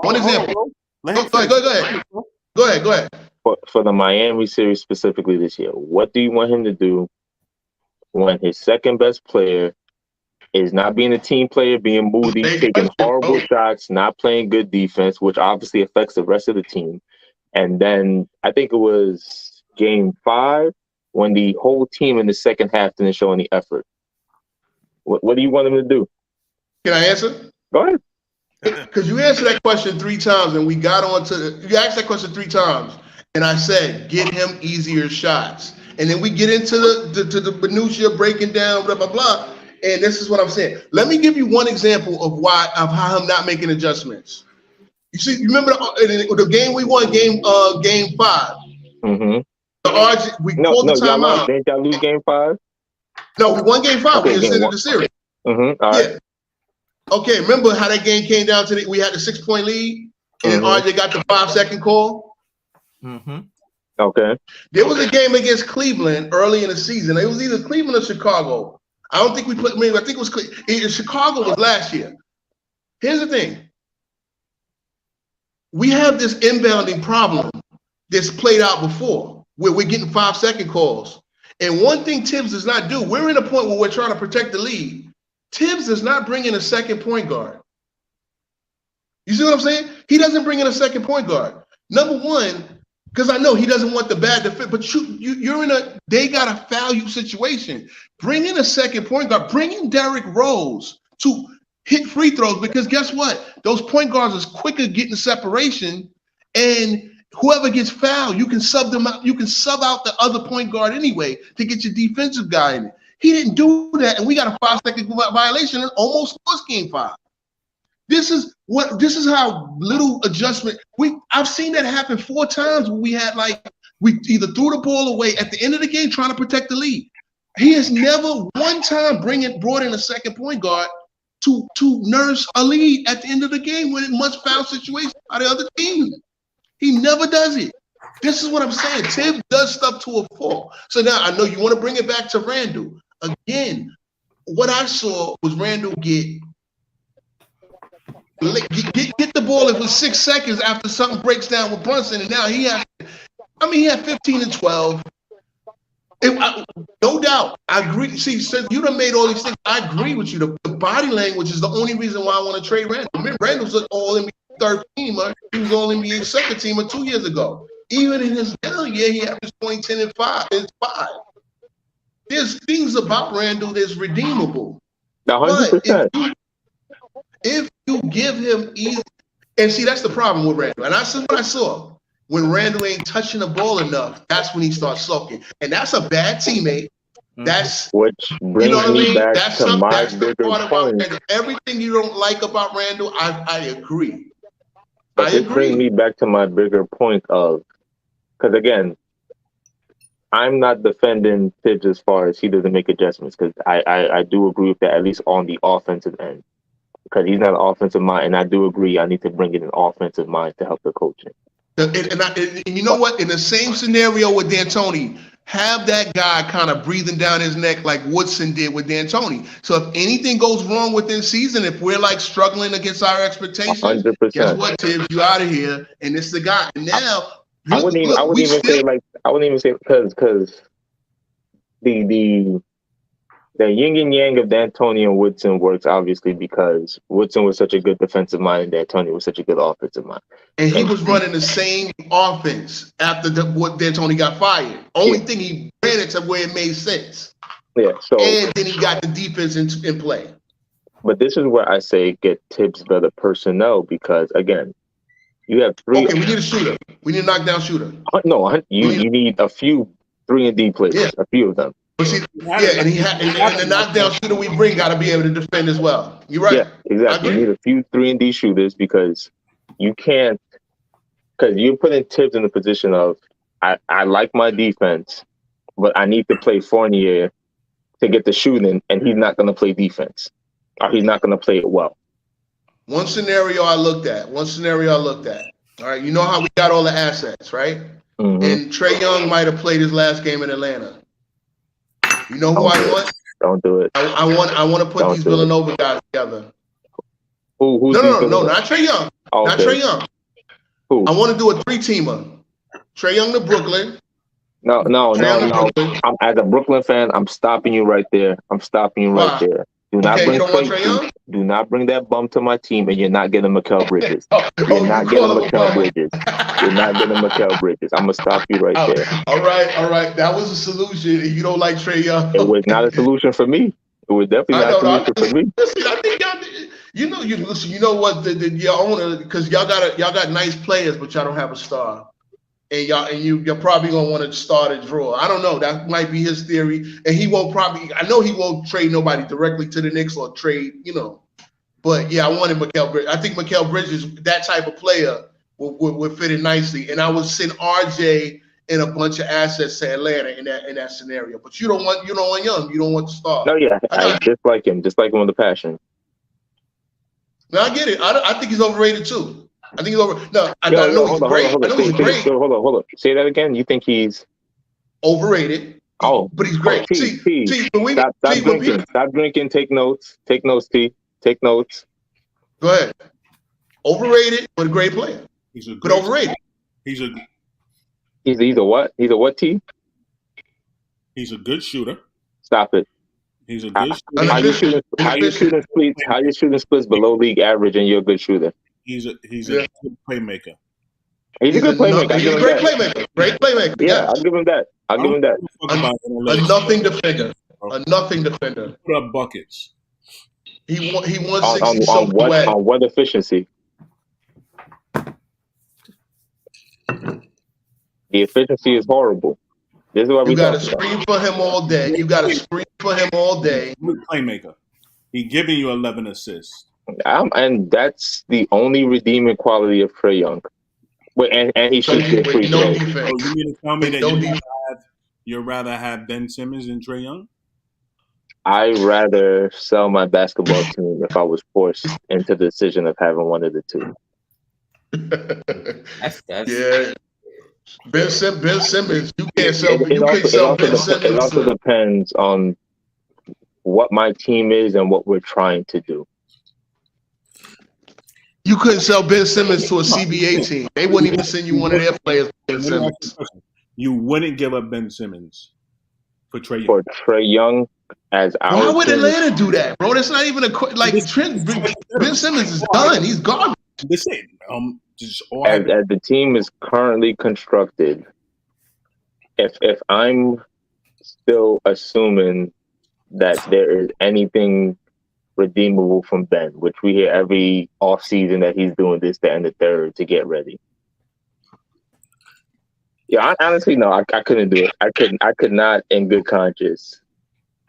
You just don't like him. I don't, for very valid reasons. Trae put up 26 and 10, shot 43% from the field last year. It's not bad. That's not that efficiency. It's not good. It's not good. Oh, 43% for volume shooting. Let's go to something else. Let's go to something else. He's also giving you 10 assists. As much as we get on with the most turnovers in the league since he's entered the league, right? What turnovers a game? A high volume shooter and a high steal a game. Passer. You're gonna get 4 turnovers. Listen, my thing is that what we've learned is people, unless you're basically a wing, if you're commanding the rock that much, you're setting your team up for failure. That's ultimately what it is. I dropped out in a minute. What was Trae Young in the playoffs last year against Miami? A burger. And who was guarding him? All right. I don't even remember. Last year PJ Tucker. He was terrible last year. PJ Tucker. Okay. He shot. PJ Tucker was checking. 37-year-old PJ Tucker was checking him alone. No help. He had more turnovers than made shots and assists in that. And it was a 1-to-1 turnover ratio. Trae Young is overrated. He averaged 6 turnovers last year. And his shooting percentage was ghastly, bro. 32%. That's what I'm saying. See, everybody gives him a pass because he got to the conference finals. But if you look at his shooting splits in the conference, he just gets a lot of shots off. He gets a lot of shots. You can take him out of the game with a certain type of defender. That's why I'm like, I wanted to play Atlanta in the playoffs again, because we got the guys between Quickly, McBride, Grimes, Hart. See, that's right. That's one. Right now we have 4 elite. I think we have 4 elite perimeter defenders. That's one thing that the Knicks have to build on. You said 4 elite? Yeah, you lost me. 4 elite. I lost you. I lost you. What was Jimmy's numbers? And I know Jimmy had the what's the name? What was Jimmy's shooting split? I'll say. Go and compare it. Wait a minute. And compare it to the Milwaukee series. I will go with good. Okay, who's not a lead of the 4? Who's not a lead of the 4? What you said? The 4 I just named, who's not a lead? You said Mitch is the only one that's elite. Is it Grimes? Grimes is not elite. Grimes is not elite? He's a good defender. Okay, is he very good? Yeah, I'll go with very good. Okay, so we got very good. Because what I've seen, what's the name do? I seen Quickly do to a lot of elite guys. I seen Quickly get in their kitchen. We all know about Josh Hart, and look, Josh Hart, between Josh Hart and Grimes, they had the thing on. Jimmy had a below, especially considering what he did against Milwaukee, against the Knicks. Jimmy had a below par overall game. Right. Jimmy was great. This is why right. This is why you can't play into the stat thing, because you know why? He hit shots when it mattered. No, he had big shots. You're right. He sure did. But he did not carry the team. No, he created, but he didn't carry the team like he did against Milwaukee. So that you got to give props to. He really did. Believe it or not, he really did. Not like Milwaukee, but he still carried the team. I don't think he was even good in game. I don't think he was good in game 4 at all. Who won game 4 for them? In game 5, he didn't play that well. But in game 4, he did play well. But I'm just saying he hit shots in key moments. Game 4. You get what I'm saying? And it changed them. Yeah. Without a doubt. But if you talk, stars are going to do that. Stars are going to do that. Too much into the whole, field goal percentages, because the analytics can't detect what a what a player's mentality is in that moment. You get You're what I'm right. saying? You're right. But if he did get slowed down, and yeah, maybe the ankle injury did that as well. But okay, game one, and this is a guy coming off of the 36-point. I mean, and again, he did this to Drew Holiday as well. Drew Holiday was the one guarding him. He averaged 36. In game one, he didn't shoot that great as well, and Hart was taking him the whole game. So Hart is good. Hart is very, very good. Hart is one of them guys. Listen, there's certain guys that are too big for him. He'll body up, this, that, and the third. But Hart is very good. I think Grimes in his third year. He's even getting bigger, older. Like, remember, he's from the same class as Zion and them. He's just pretty much the same age as he might be a year older than RJ or a few months older. Grimes is getting much better. I think Deuce is Patrick Beverly a little bit stronger. Like the old Patrick Beverly. Deuce can really, really, he can get in a lot of guys' kitchen. He's and then you got Quickly, who Maxi's one of the best. I think he surpassed Maxi as a perimeter defender. I really do. IQ.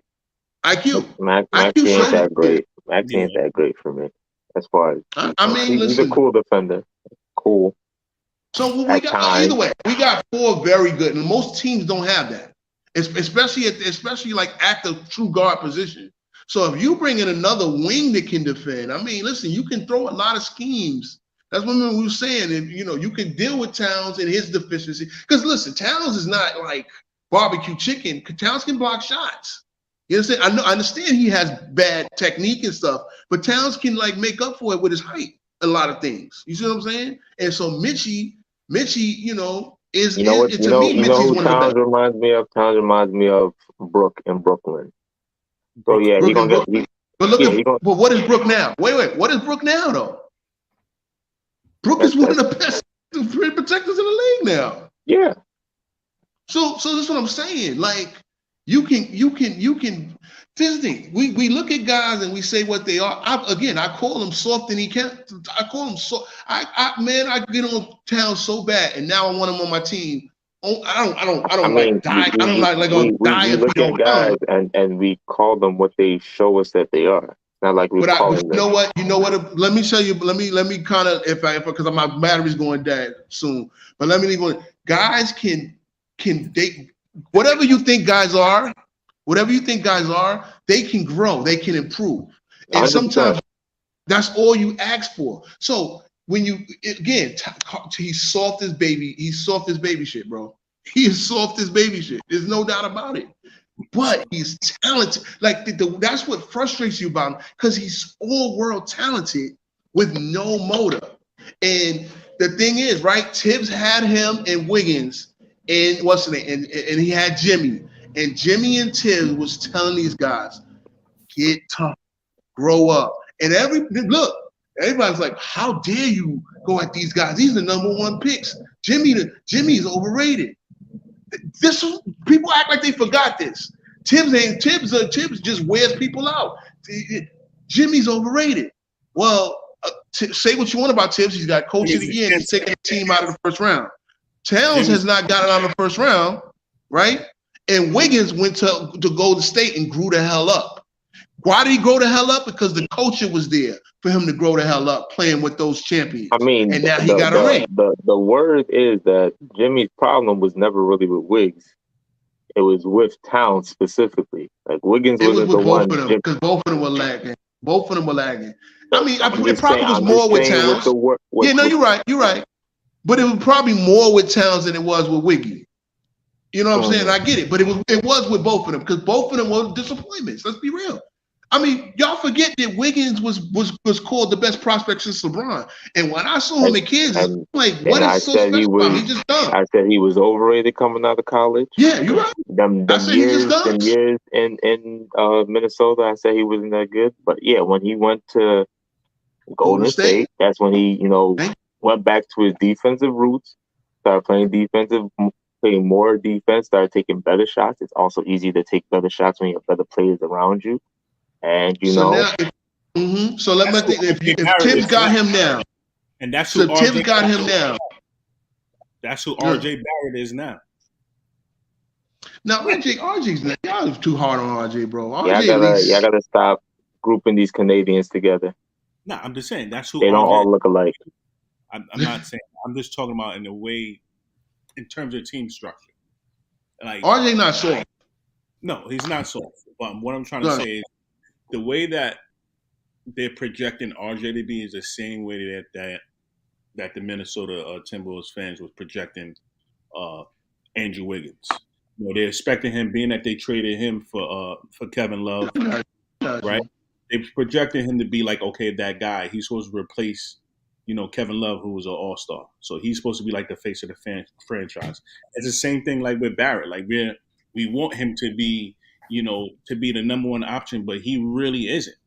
You get what I'm saying? He's gonna be the number 3, he's the number 3, and that's okay. That's fine. Yeah, I never gave him a chance to be anything more than a number 2 at but that. It's okay. Like, you know what I'm saying? It's okay if Marcin is your number 1 and you bring in another number 2, or if you bring in a better number 1. It's okay that RJ's your number 3. At least you have a number 1. You see what I'm saying? Because I'm about to drop off. Let's leave with this. If Tibbs had Karl-Anthony Towns right now, can he go and say, look, you see what Jimmy's doing? You see what Jimmy's at now? Jimmy's right. Like Jimmy was right about you. Now, are you ready to listen and become a great player? Or better than he's a pretty good, and honestly, he's a pretty good player because his numbers are better than his play. Like he's never dominant. This is a dude who can go for 37 and 14 one night and come back the next night and go 10 and 6. I've been saying it. He was getting 2.1. I don't care if Kentucky was so deep. No man that size should be getting 2 points and 1 rebound against Mississippi, bro. For real. Brook Lopez definitely would have. Well, listen, and see, Brook Lopez put him in the right spot. When he went to the Lakers, he became that guy. When he went to the Lakers, and he was still Brooklyn Brook Lopez, but worse. He's showing. But wait, remember? Oh yeah, that's funny how he got in Milwaukee. When they signed LeBron, they had to let Brook go, and he was like a veteran minimum pickup for Milwaukee. Had one good season, and he's been there since.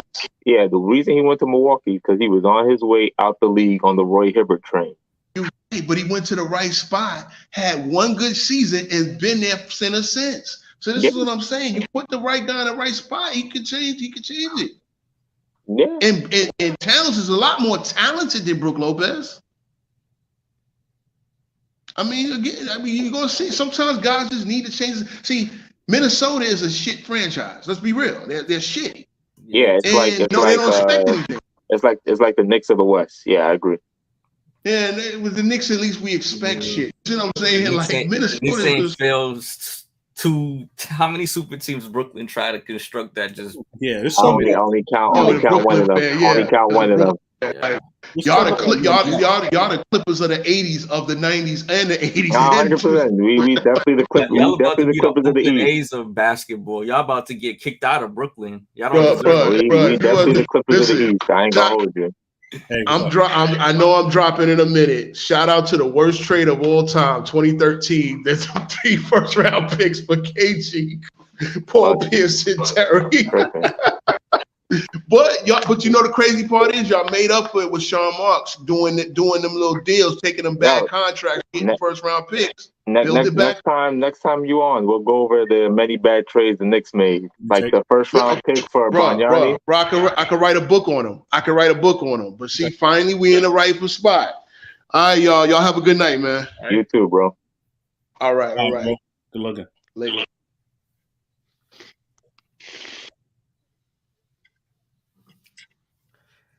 Yeah, nah. Energetic conversation. All right, last one. Then we out of here, man. Celtics 76. Miami. Sorry, I'm bugging. Miami. I got we got Mars. Mars, you hopping in? Miami.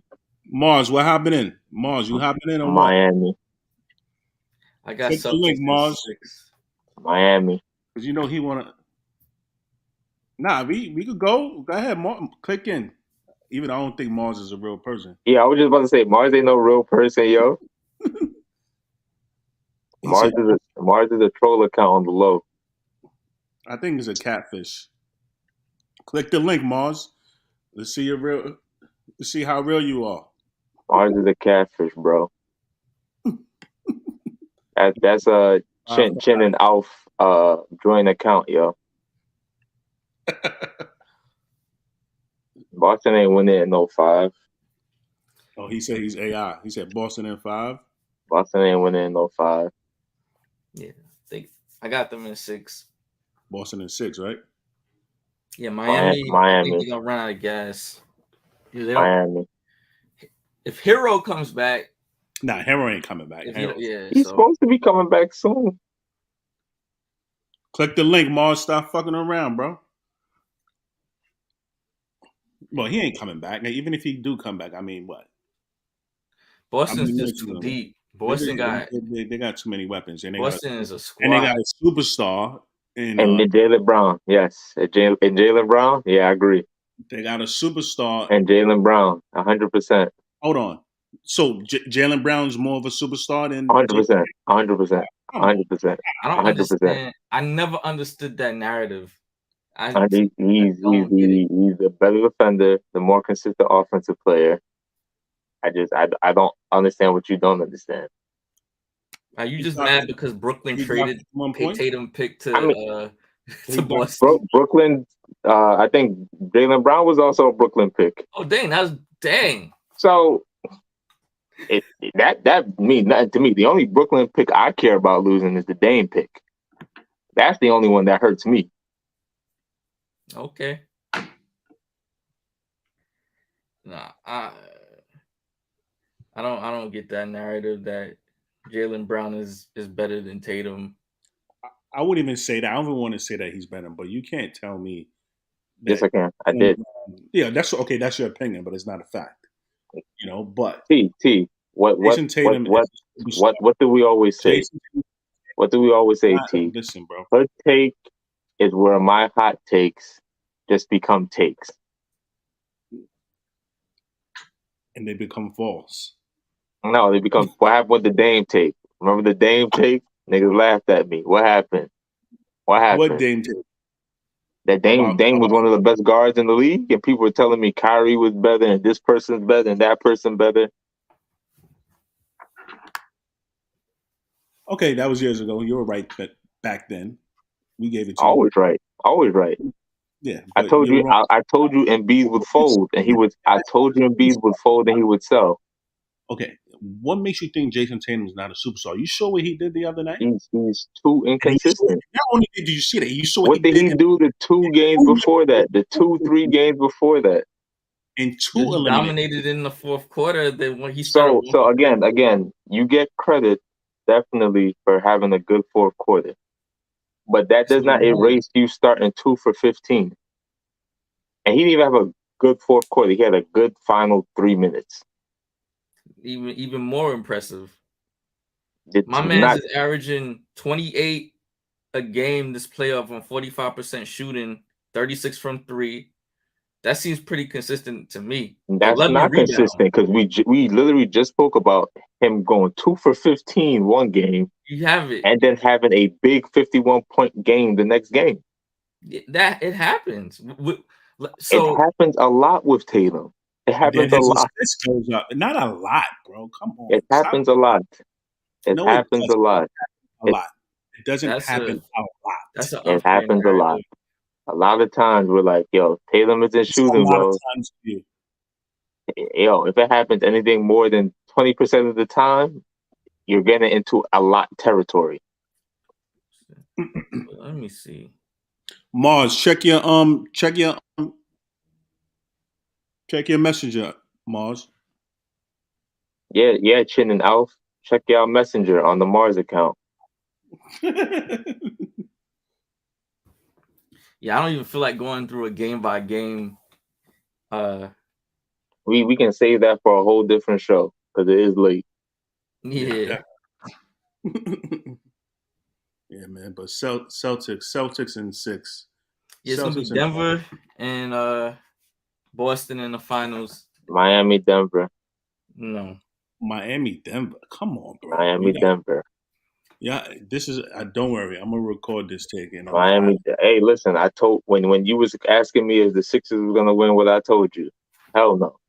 I had Celtics. I'm saying when you was asking me, I don't be wrong. I just don't be wrong. When I told you the Knicks was a second round knockout, I'm telling you all y'all Knicks fans, from the second y'all made the playoffs, what happened? What happened? I don't think I've been wrong on any series. What you said? You said what with the Knicks prediction you had? Yeah, I knew y'all was gonna get knocked out second round. I didn't even know who y'all was playing. I mean, okay. I mean, I knew we were gonna get knocked out by Miami too, but I wasn't gonna say it out loud so they could jump on me. Why not? Say it out loud. The truth shall set you free, my brother. I'm not biased. Free. Be set free, my brother. Because when they were all saying Knicks in 5, Knicks in 6, I'm like, yo, these commentators are like in bed with Vegas. They trying to get people to bet on the Knicks. Ain't no way I'm betting against a team that just beat a 2-time MVP without one of their top 3 players. Yo, there goes Mars. Don't even make no sense. You gonna bet on Jimmy after he just did what he did to Giannis and them, and he didn't even have Hero? Yeah, and then he gonna play the Knicks? Come on. They had that momentum. And I had y'all coming out the first round too. I said y'all was gonna beat them frauds in Cleveland. I mean, yeah. Everybody. Yeah, but I don't see there's a way in heck that I give Miami like a 10% chance to beat Boston. I have a 10% chance. 10% is all. Apparently, 10% is all you need. 10% is all you need. That's what Tatum was shooting going into that fourth quarter. And yeah, and then what happened? And then what he shot 4 He just needed 10% to keep the game close. And then that's all he needed. 4 threes. He would shot. You rather him drop 45 and then lose, or would you rather him drop in an elimination game? Listen, he shot 4 threes. Listen. That's a bad look for you. How your MVP let that happen? What MVP? How your MVP? Yeah, Joker? Yeah, no, Embiid with you. I just said he was. Embiid with you. Every time you drop that Dr. Umar gift, Embiid is with you. He with you. Listen, he wasn't my MVP. I told you that. Who was your MVP? Who was your MVP? Joker. Look at that. Look at down my timeline. I had Joker. Patron America. Look. Patron America. Patron and lies. Tell Mars to talk, man. I still think he's a catfish. I don't know. You're 100% a cat. I've heard him talk. At the very least, I've heard him talk. I think he just. Chin and Alf have allegedly, I think, hung out with him before. Yeah, I don't know anybody that's hung out with him. See, look, even right now, he's on. He's not saying that. That's Chin and Alf account, yo. But I'll catch y'all next time. Yeah, definitely. All right, bro.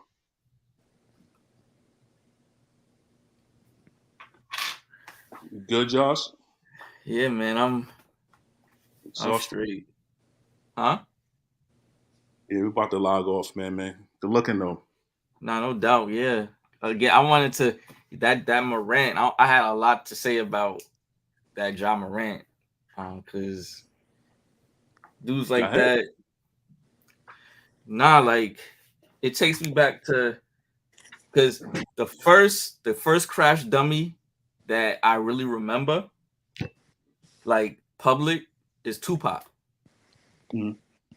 When Tupac went and ran up on what's his name, on Orlando, and then he ended up whatever happened. And it's like, yo, you have a whole bunch of people around you who could do that, but these are young dudes like 23, 24, 25 years old, trying to prove a point. And it's like, why we gotta prove? Why in our community we gotta prove points like that? Why is that like such the norm? The idea that that's how you get praise and respect That's how you get the women and the respect is by way of violence and all of that stuff. And it's like, bro, you're worth millions of dollars. You don't gotta prove nothing to nobody. Why you going places you gotta carry a gun? Right. If you gotta carry a gun, you shouldn't go. You could conceal your weapon, but now you flashing your gun on camera, and it's like, just off the strength of that, people will want to, like, you attracting that sort of thing to you. Like, you don't need to, like, oh, I have my gun. Like, you're not at the gun range. You're not like hunting. You're not doing none of that. You're listening to NBA Youngboy, and if you would ever encounter anybody with that gun, you're more than likely going to shoot somebody who look like you anyway. Mm. So I feel like he should get 25 to 40 game suspension for that. Damn, that's a lot. 25 to 40 games, I give him. Let him sit and play with his guns at home, and then maybe he'll get it out of his system, and then he'll learn the lesson. Because this, like, I feel like it's making the whole culture, our whole culture, he's just making it look stupid, because they trying to make him the face. Obviously, like Nike, the NBA, he's becoming a face of a league, and it's like, yo, we give them millions of dollars, they still want to resort to these negative connotations and violence and stuff like that. So you don't think the music plays? This is what I was. Absolutely, the music does play a part. Yeah, just to go back, like what I said before, was like, they be playing whoop that trick, be playing that shit like during their games, So you don't think, that be getting those players all riled up? I don't think that specifically. No, I mean, maybe, like, but like, all in all, that's true. I'm just talking about rap music. Yeah, 100%, 100%, because there's no balance. Right. So if they're gonna, suspend him for flashing a gun or whatever, then I think they should suspend that song.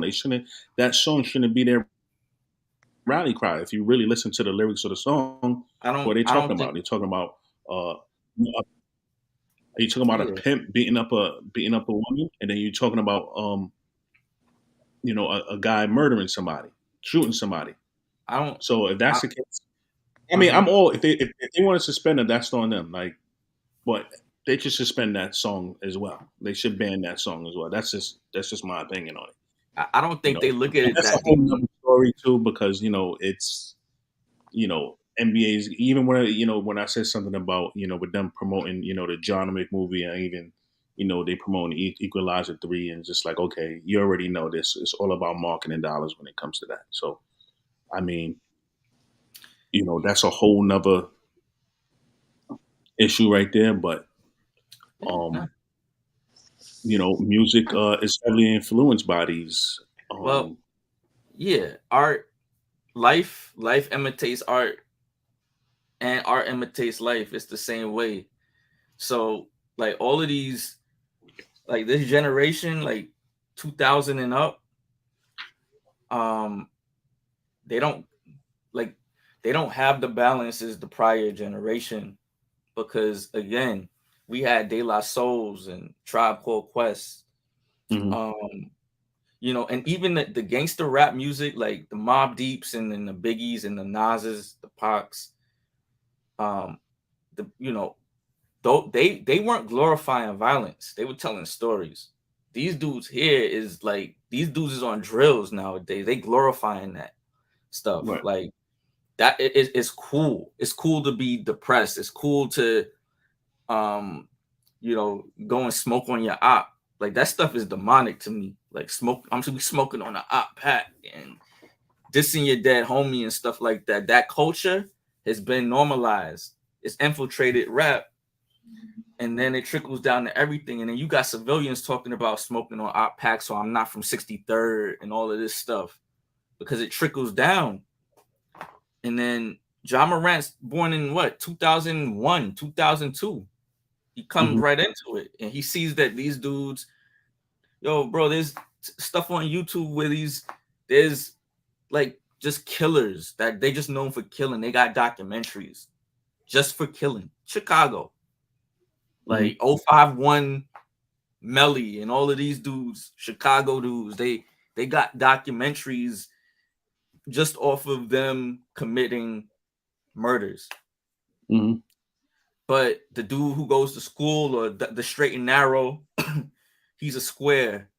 He's soft because he's not doing none of that. So it's looked at as cool.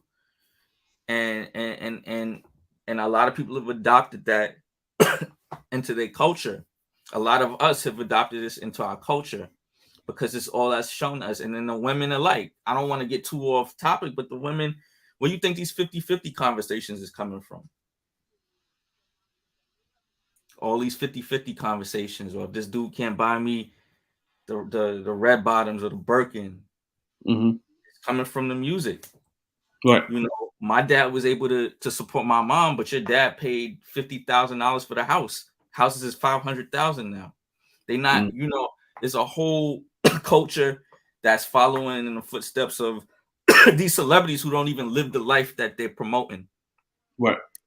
And then guys like Ja Morant, very impressionable. You know, most people are impressionable. They follow this. Like, yo, I'm listening to NBA YoungBoy. This is cool. I'm a tote my gun or put up a gang sign and stuff like that. And it's stupid. So yeah, I mean, I hope an example is set out of him because, you know, he's supposed to be the face of the NBA. The NBA doesn't want, you know, they had issues with AI and they had all these issues with these, you know, other guys back in the 90s. You know, there's with AI and, you know, I know the Blazers, they called them the Jail Blazers and stuff like that. Blazers, yeah, with Rasheed Wallace, Bonzi Wells. Yeah. Who was it? Randall. What's his name? Randolph. Yeah, Zach Randolph was on that. Zach team. Was like Zach kind of was at the tail end of it. But yeah, she, Bonzi Wells, Damon Stoudemire was on that team. I don't know if he was really. That was like the same team that was it the same team that took the Lakers to 7 games? Was it that team or was it the team? It's probably like that team kind of blended into that team. It's probably like a year after Steve Smith. Steve Smith. Yeah, Pippen was Pippen. It might have been a little after that, but yeah, you know, so you know, it just irks me. You know what I mean? And I'm not plugging myself. I'm actually writing like a book. I'm in the process of like doing a book or whatever, and I'm gonna be talking about all of that sort of stuff because you don't see white athletes going on. They might be hunting and show their right to bear arms, but they're not in that context. They're not showing. Like, I'm not listening to music that has a violent connotation and then I'm showing a gun. I might show I'm gonna go hunting or I'm prideful because I have the right to bear arms, but Ja Morant showing a gun, and the thing that he probably would hit with that gun is somebody who looked just like him. That's the thing that troubled me the most. That's the thing that troubles me the most about people like that. Yeah. You know, so yeah, I hope he gets 25 to 40 games. Have some time to sit down and ponder, and then Memphis is going to have to make some serious decisions. They need to get some more vets in there if they're thinking about keeping him. Steven Adams, they need to get somebody who can relate to him. Steven Adams is not going to be able to relate to Ja Morant. Yeah, he's not. He's not even from. He's from Australia. He's not from America. He's Ireland or something like that. I don't. Yeah, Australia. Yeah, one of them. So get a vet in there if you're going to keep him. Because it's not looking good, you know, it's not looking good at all. You know, adopting this culture. I don't feel like that gang culture, like it hurts that it's so connected to Black culture now. Whereas like you got these you $200 million. Why are you doing? Why you got to show a gun on camera? That money should have made all those problems go away. Because where you going where you need a gun? I know anything could happen anywhere, but you should have that protection and move right where I'm going. The likelihood of me having to use this gun Tamar said got to hire arenas so Javaris could attend the school of young boy. Yo, he needs counseling. He needs something like, and people's like, yo, people is really trying to make a comparison of like white athletes. I'm like, yo, you never see Luka Doncic. He's not gonna be listening to no, like, you're not gonna see none of these white players doing those dumb shit like that, man. You're not gonna see it. Because again, the representation of success in the Black community is sports, entertainment, rap, or some sort of illegal activity. Right. In a white community, you could have millions of dollars because your dad owns a business, they're a lawyer, or some sort of inherited wealth. So we see success in stuff that's not like necessarily positive all the time. And then that's where it's gravitated for. That's why you see these dudes in the suburbs talking about they smoking on their ops and right. You know, they joining gangs and stuff like that. Ja Morant, you go through his old Facebook, he's like 11, 12 years old with like gun lyrics and shit in it. Yeah, but you gotta think about it. Like I was saying before, is that, you know, growing up in the South, I ain't grew up in the South, but you know, I grew up north, of course. But yeah, growing up in the South, it's a whole different culture than it is from up north. These guys are, you know, they're taught to shoot their guns at a real early age. So it's a different type of culture that they grew up in. Even though he has the legal right to bear arms. Like, there's no doubt about that. That's what he's supposed to do. Yeah. You know, but in terms of just flashing it, I mean, he shouldn't be doing that either. It's the context. You know? We know what that's about, not on camera, but we know these guys, you know these guys in the South, you know, you got to consider carrying all these different states in Georgia, the South. Yeah, everywhere. I'm here. Like, I'm in the country. I see it. Yeah. I know, like, yo, everybody's carrying out here. You know what I mean? But it's like, exactly. Oh yeah, definitely. Yeah. Definitely. Yeah. Why aren't they? He feel like he got a point to prove, bro. Like. You don't got to show it on camera. You know what I'm saying? I mean, I get it, but that's one thing. You want to have a gun, that's fine. He's well within his right to, but just showing it off on camera is just not a smart thing. And plus, his boy that did it, it's just like, yo, come on, you got to protect. You know, his boy probably didn't even know he was gonna do that. Yeah, that too, but still, you know, these dudes is that's what I'm saying. I mean, he probably didn't know he was gonna do it, but then again, you should know that your man, you know, got the thing on him. You get what I'm saying? Like, well, you should know your man is a bozo, and if you put the camera on him, and he's bound to do some dumb at any given moment, because I just don't get it, man. I like, yo, you give me $200 million. I don't want nothing to do with that, and I'm gonna be calculated going to the grocery store. I'm gonna be like, yo, I'm gonna be on point. Make sure I don't do nothing stupid. Make sure I'm just gonna make sure I'm good. Like where you going? Where you gotta carry a gun, bro? Like, you always gotta carry a gun. Look at like, yo, you can carry it, but J. Cole got millions, and yo, he'll walk the street and you don't even know it was him. Because it's the energy that these guys are inviting. It's the energy these guys are inviting. You keep flashing guns and you have this energy around you. What you're looking for is gonna find you. It never fails. Like 50 said, in the Bible it says death is of the tongue. If you talk about death enough, death is gonna come.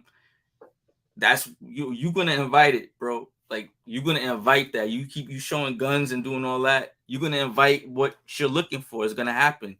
It never fails. We've seen it over and over. And that's what's gonna happen. I just hope that he gets out of his own way. And I don't know what Pops is doing. I don't know if he be sunning his Pops, because he's the breadwinner in the family. And that's another thing. We don't know what's going on, with his relationship with his parents. We don't know how he's treating them or how they're treating him. So I mean that's a whole another subject. I don't want to speculate. On his parenting skills, but his pops need to sit him down. I mean, I'm sure his pops has talked to him. But maybe he needs someone other than his pops to speak to him. Maybe someone his age, someone a little bit of that's been there before. It's just disheartening because You hate to see him throw it away. You know what I'm saying? He's so talented. He missed out on what, 40 million dollars? Because he was definitely all NBA. Mm-hmm. And he missed all those games.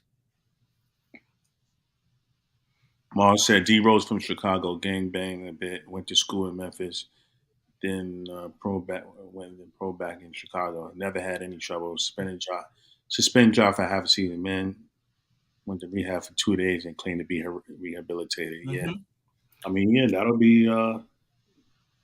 probably be the best option for him. And there's some real. I don't want to hold it too much. Almost 2:00, but yeah, there's some real like former gangbangers in the league. You know what I mean? John Wall is a real one. I think John Wall was blood or is blood. I know DeMar DeRozan is from that. I heard Bradley Beal might be something. D Rose definitely gangbanged a bit. You don't see none of these stories coming up. They is like, yo, we got to get to the money. Yeah, we leaving this alone. It's nothing like I'm making hundreds of millions. Why do I need to portray a tough guy image if I'm worth 200 million? And I'm like the president. Like, yo, I'll walk down the street by myself and I have somebody in a car watching, and they have everything. And if anything is going wrong, they'll take care of it. Like, why do I need to? I gotta be the tough guy. I'm the brand. I'm the basketball player. DeMar DeRozan, yeah, you know what I mean. Like this dude, John Morant is a role model for millions of kids. So now you're gonna have the kids looking up to people toting guns on the basketball court, play basketball, and in the music. There's no balance, son. And we complain about AI. They complain about AI. They complain like about guys like J.R. Ryder and Rasheed Wallace and things like that. And it's just like, bro, I don't know. It's interesting to see what Nike's gonna do. Yeah, they dropped Kyrie. Yeah, that's a whole nother. They dropped Kyrie because Kyrie shared a book, and they probably been wanted to drop Kyrie because of the whole poke. He didn't want to do the poke, but This guy, like John Morant's younger, they played themselves.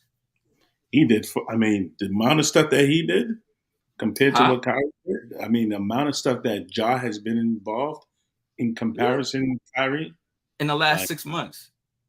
Exactly. So I don't know what Nike's going to do, but we'll see. We'll see where their head is at.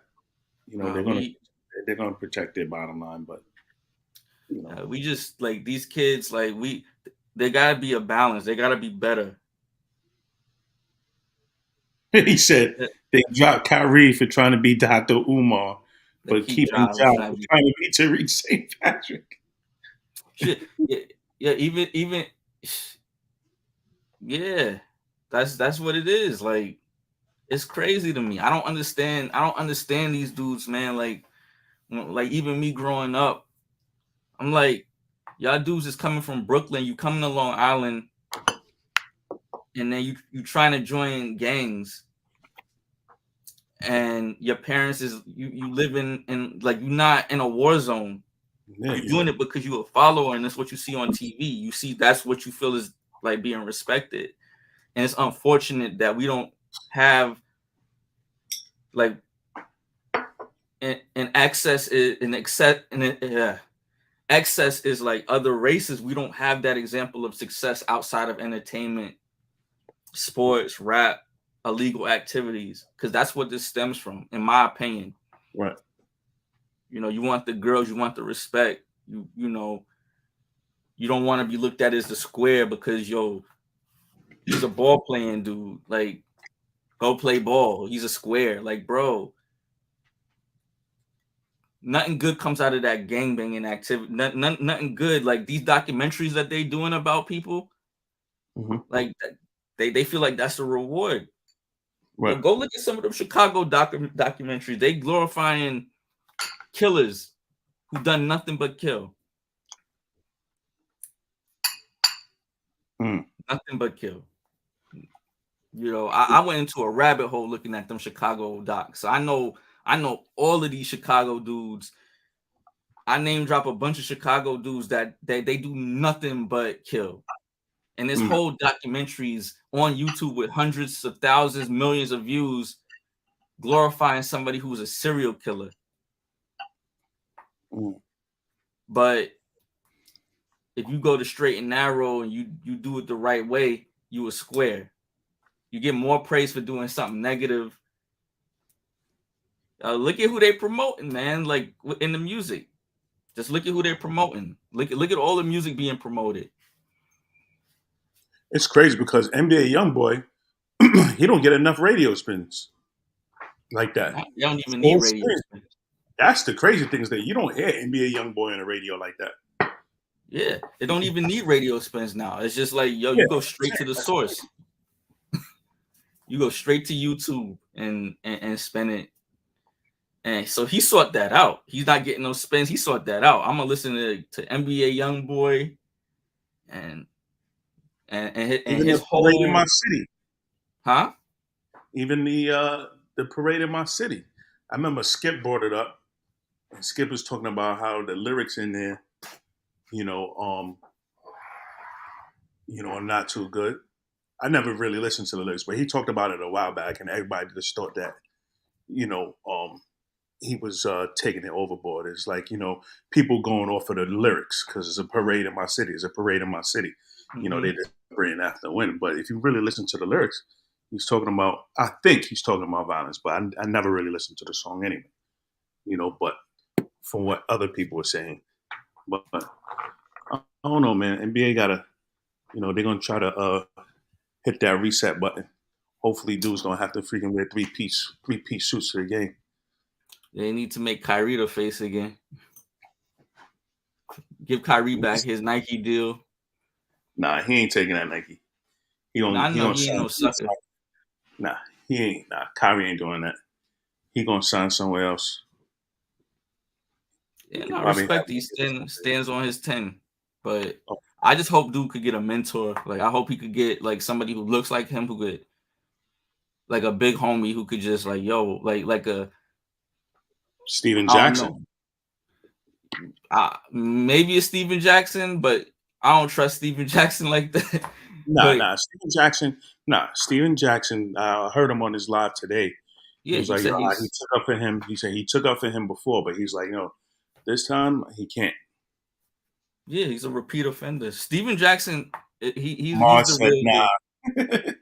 But I don't know if Steven Jackson would be the one that I would do like a neutral sort of party, like somebody who like if it was somebody like even a DeRozan, but right, okay, because DeRozan seemed to be more like level-headed than a Steven Jackson or right somebody who did that sort of stuff. But they level-headed. They'd even bring it into the NBA because Steven Jackson busted guns when he was in the NBA. But he can, yes. But what I'm trying to say is that being that he went through that experience, he could, he can relate to him. Like, you don't have to go down that route that he did.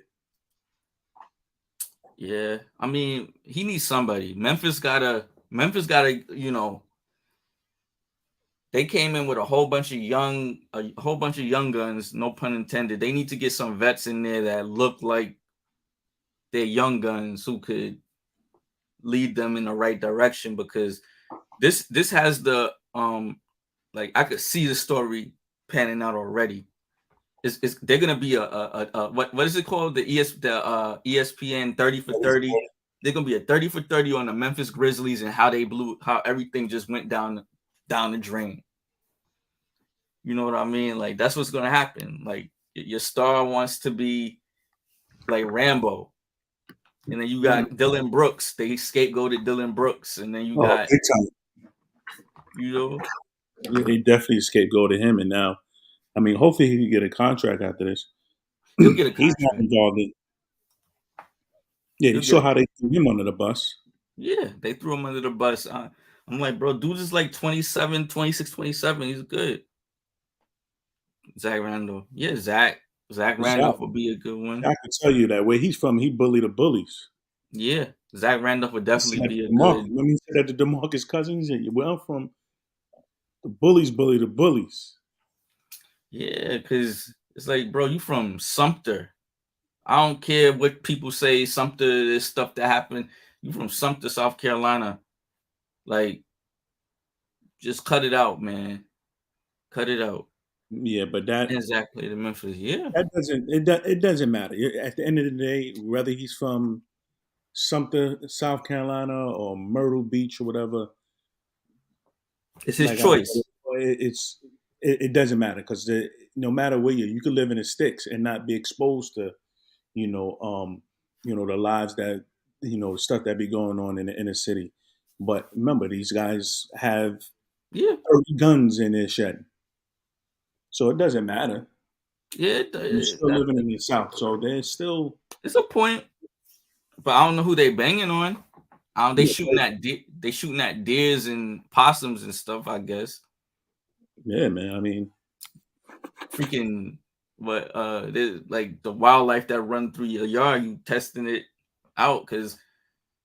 Even the other day, I'm in the basketball court with my son, and you just hear them going bang, bang, bang.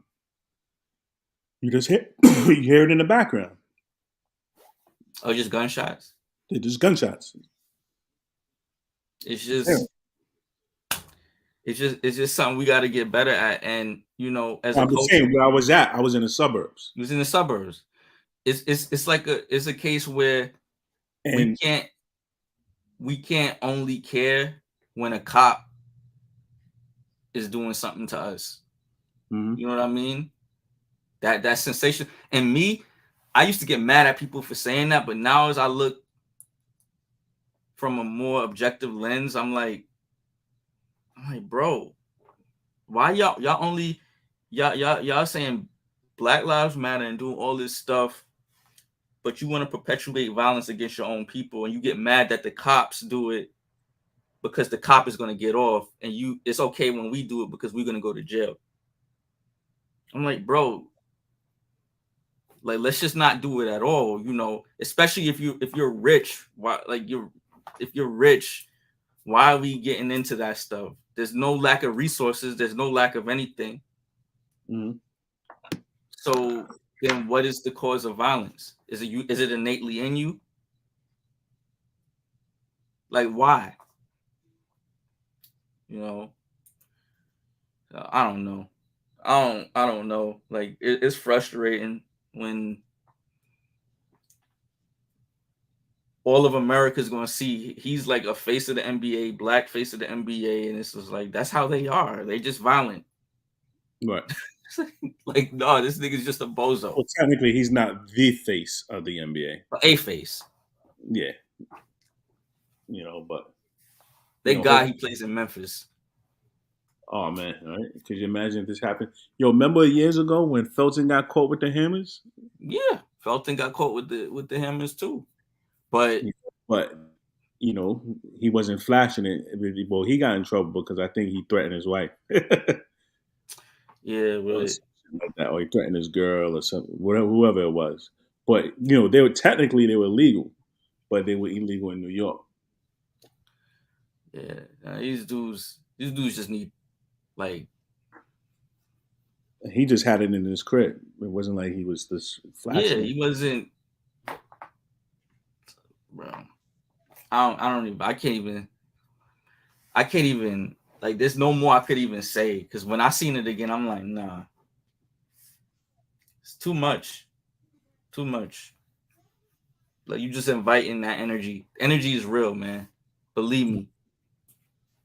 Energy is real. When you want something, you keep inviting things in, it's gonna come to you. It's a fact. It's going to come to you. Mm-hmm. So I just hope that it's not I hope it's not a story, a tragic story where he gets, something happens. I just hope it's not, because that's all I gotta say for that. Yeah. Because it's We just hope that he just lived to tell his story and he just pass it along to somebody else that may be going through something like that, years down the line. yeah, for real. He Real. somebody else, because you don't want to see a young brother lose it all over that. So you also gotta watch the people in his circle. That's all. Yeah. That's another thing.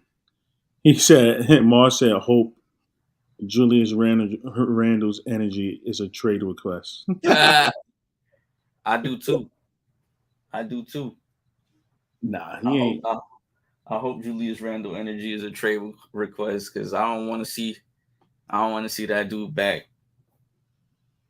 Yo, but even like with that, like with yo, these fans are wilding. Yo, yo, What they did to the poster and stuff. what they did to the poster, they going in on his wife. Like, yo, these dudes are out of their fucking mind. Yeah, I mean, they take it. They taking it to a whole nother level. I be They seeing take it. Yeah, they take it too far. If they take it too far, I'm like, yo. I mean, I get it. Like, I'm not the biggest, Julius Randle fan, but I'm not gonna, go on his wife's page and. Mars said, "I support it." Oh, this dude is grimy. Yeah, I mean, that's New York though, man. Like, some of the stuff I see, some of these New York, they was getting on Randall last year, and I'm like, bro, this is a little unwarranted.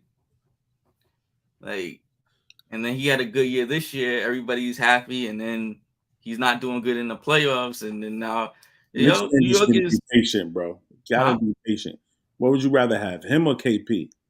Look what we had. We had KP. We had KP and freaking Frank Nicolina. Nicotina. That was your guy, right? You like Frank, right? You was a Frank. You was a Frank guy, right? Or not? Who, me? Yeah. Nah, I never. No You way. rather have KP? Hold on, Mars. You rather have KP over freaking Randall? Hell no. I mean, Crazy. it's frustrating. Hold on. It's just frustrating. I'm not sure who I would rather have, honestly. Yeah, troll. He trolling. He said Bon Gotti over there. Like, a lot of the like his body language just triggers me though. Like, his body language is like yo, we in the playoffs. You like, these players, you should know what to say and what not to say, or maybe they wanted it more. You can't pout when you don't get you can't pout when you don't get the basketball and stuff like that. And when things are not going well, you can't do that. That's not winning. He's just not a winning player when it comes to that, like, getting to that next level. His body language is atrocious. And this is the second, the playoffs in 2021. He shot 29.8% from the field. This year he shot, I think, 37.5% from the field. The only way I could see us keeping him is if we get somebody who's better than, like, make him a third option. But then if he's the third option, how much more pouting are we gonna have to deal with? Because he probably doesn't think he's a third option. Yeah, it's gonna be too late. He's already been forced into being the number one option. I mean, technically he's the second option, to be honest with you. Yeah, he's the number two option. He's the number two option right now. So he's not gonna if you bring in somebody that's better than him, then I mean RJ Barrett's gonna be out of here. Exactly. Be the third and option. I don't want Barrett out. I don't personally want Barrett out. I say trade him his value is what it is now. His value plummeted last year. His value increased this year. I'm sure we can pull off a deal where we could, get rid of him and get something of similar value. He had 4 years. He put up some really good numbers for those years, over like 23 points as a Knick, which is really, really, really good numbers. When we signed him, it was a joke. People were laughing. Oh, that was supposed to be a summer where we signed some like big fish, and we ended up with Julius Randle and Wayne Ellington and like a whole bunch of like role players and stuff like that. And Randle, he proved to be, productive. But now, like, let's move on, because where are we gonna go? Yeah, his value might have went lower because he didn't do anything. Oh yeah, Alfred Payton. Oh my goodness. Alfred Payton. Oh god. So, what's his name? Reggie Bullock, and Derrick Rose. Derrick Rose was a midseason. But that was okay. That was I think that was the next year. Okay. Yeah. Oh, you talking about when we first signed Julius? Yeah, when we first signed him. So yeah, like, I wouldn't like with Porzingis. His durability just scares me. Alec Burks. Yep. So the thing about it is, that's the thing that goes like in Julius' favor. It's like, he's durable, and another thing is that we really got him on a hometown discount. Like he's kind of out. I mean, if you're basing it off of regular season numbers, right? Mm-hmm. He's outperforming his contract. Absolutely. Ben Simmons is getting paid maybe 10 to 15 million more than him. Yeah. And he's giving you way less. He's not giving you anything. I just think that, us, growing up as New Yorkers and, us not having the patience. I mean, if we're going to trade him, we got to trade him from the right there. Like I was saying before, I hope Brandon Ingram requests a trade. I'll take BI in a heartbeat. You get what I'm saying? Yeah, somebody like that. I'll take him in a heartbeat. Brandon Ingram requests a trade, say he doesn't want to play, or even like honestly, even if he, even for Zion, if Zion say he doesn't want, I'll take the risk. I mean, it's tough, but we may have to hit the reset. But I don't think New Orleans would. I don't think New Orleans would cut the cord on Zion yet. I'm just saying, you never know. You just never know. There's gonna be a lot of movement, though. I think this offseason is definitely. This offseason is gonna be. I would take Ben. He said no cap. I would take Ben Simmons over him if he plays. He's elite. There's a lot of competent scoring guard like Brunson. I mean, I always like Ben Simmons. I always like Ben Simmons too. I just think that Philly was the worst place for him to play. Those fans are just way more ruthless than they are in New York, and he doesn't have the mental stability to keep up with that. He let it affect him. I heard that they. I think he made like I think what is it? He made a donation to a charity, and they turned it down because it was Ben Simmons. Yeah, I'm mentally fucked up. Yeah, so that's why he had to give like to different charity organizations. He had to be like go on the radar because he didn't want to get any bad press because of it. Like these fans, they take it too far. Like, yeah, and God forbid Simmons harmed himself because of it. They'd be the same ones. There'll be an outcry. Oh my gosh, mental health. We can't do this, and we gotta support our players and stuff like that. The guy. And this is what I wanted to talk. I know it's almost 2:00. It's all good. Yo, my James battery got Harden, like but go ahead. James Harden had back-to-back terrible closeout games in the playoffs for Philly. Yo, if you really want to, I'm going to be a basketball nerd now. If you really want to dissect Ben Simmons' last game as a Sixer, yes, it was terrible. He didn't take that shot. He passed the ball. Bro, dude had 8 rebounds and 13 assists, though. 13 assists account for at least 26 points.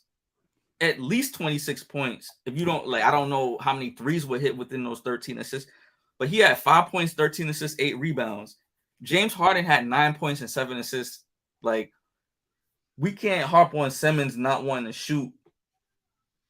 Like, we could harp on it, but let's keep the same energy with Harden. Harden didn't shoot last year, and then this year he had 9 points, 7 assists. He took 11 shots, 3 for 11. Like, Simmons had 13 assists. Like, yes, he should have shot more, but he had 13. He affected the game in other ways. So yeah. I'm like, this whole narrative, like, it was so terrible. He didn't want to shoot. He's scared to shoot. Yeah, he's scared to shoot, but he had 13 assists. He dang near had a double-double with 5 points. So if we're going to get on Simmons, we got to get on Harden for not being able to back-to-back years. He didn't shoot last year, which was ironic. And then this year, he's 3 for 11 in a game 7 with 9 points. He only had like 2 great games. Like the 45 point, what is it? He got like 40. What was it? 44. He had a 40-point game, and then he had a I forgot what he scored the other games. But it seems like when Joel came back, it was over for him. You know, but I see what you're saying. Like, you know, they should have that. They're not gonna have that same energy for because Doc, you know, that's Doc's fault because Doc threw him under the bus in that Doc threw him under the bus in that that interview. That last interview that they did, can you win with Ben Simmons as your point guard? He said, I don't know. We have to see. Like, I wouldn't want to go back to the team after that. Yeah, I wouldn't want to either. And same thing, I think Joel Embiid said something. I think he said something similar to that too. Like, Joel Embiid, like you don't say that. There's so many ways you could have answered that question. Like, you know, right now, you know, we have to get better. We just have to get, or you could just BS your answer. You don't say I don't know. And now look, he's gone. Joe's throwing subs, but like Simmons' game, yes, he didn't shoot. We get it, but the way that's blown out of it's, I'm like, yo, the dude still had 13 assists, bro. Like, you don't only affect the game scoring. Yes, he should have dunked it. We get it, but he didn't play a terrible game that game. I don't care what anybody says. You know, he didn't play a terrible game. At that point in time, I mean, I don't think it was warranted for him to, you know, to get that, you know, to get that level of criticism that he was getting. But he really had to take that shot. He was wide open. Like, he had to. He didn't want to get fouled. Only thing he had to do was just go up and shoot. Yeah. I agree. Like, you're an NBA player, you're getting paid millions of dollars. Go up. But you know who does that as well, low key? And nobody really talks about it, but Draymond Green does it a lot. But don't get me wrong, he's not afraid to take the shot. Like, he did that. Like, honestly, that I forgot what game it was. I saw him do that too. I mean, matter of fact, it was in it was against the Lakers. I think it was game 3 or game 4? I want to say. Hold on, it was in LA. So it was either game 3 or game 4 in LA. He passed up 2 open shots. It was one shot when he caught the ball. I think Steph shot the ball. He missed it. And then, oh shit. Malik is on fuck Randall and fuck Tibbs. Oh man. Draymond, my guy. But still, he caught the rebound. He passed it. The shot. He had shoot on him. All he had to do was just go up. Mm-hmm. All he had to do was just go up. He either A, he would have made the basket. B, he would have got fouled. He had to go to the foul line.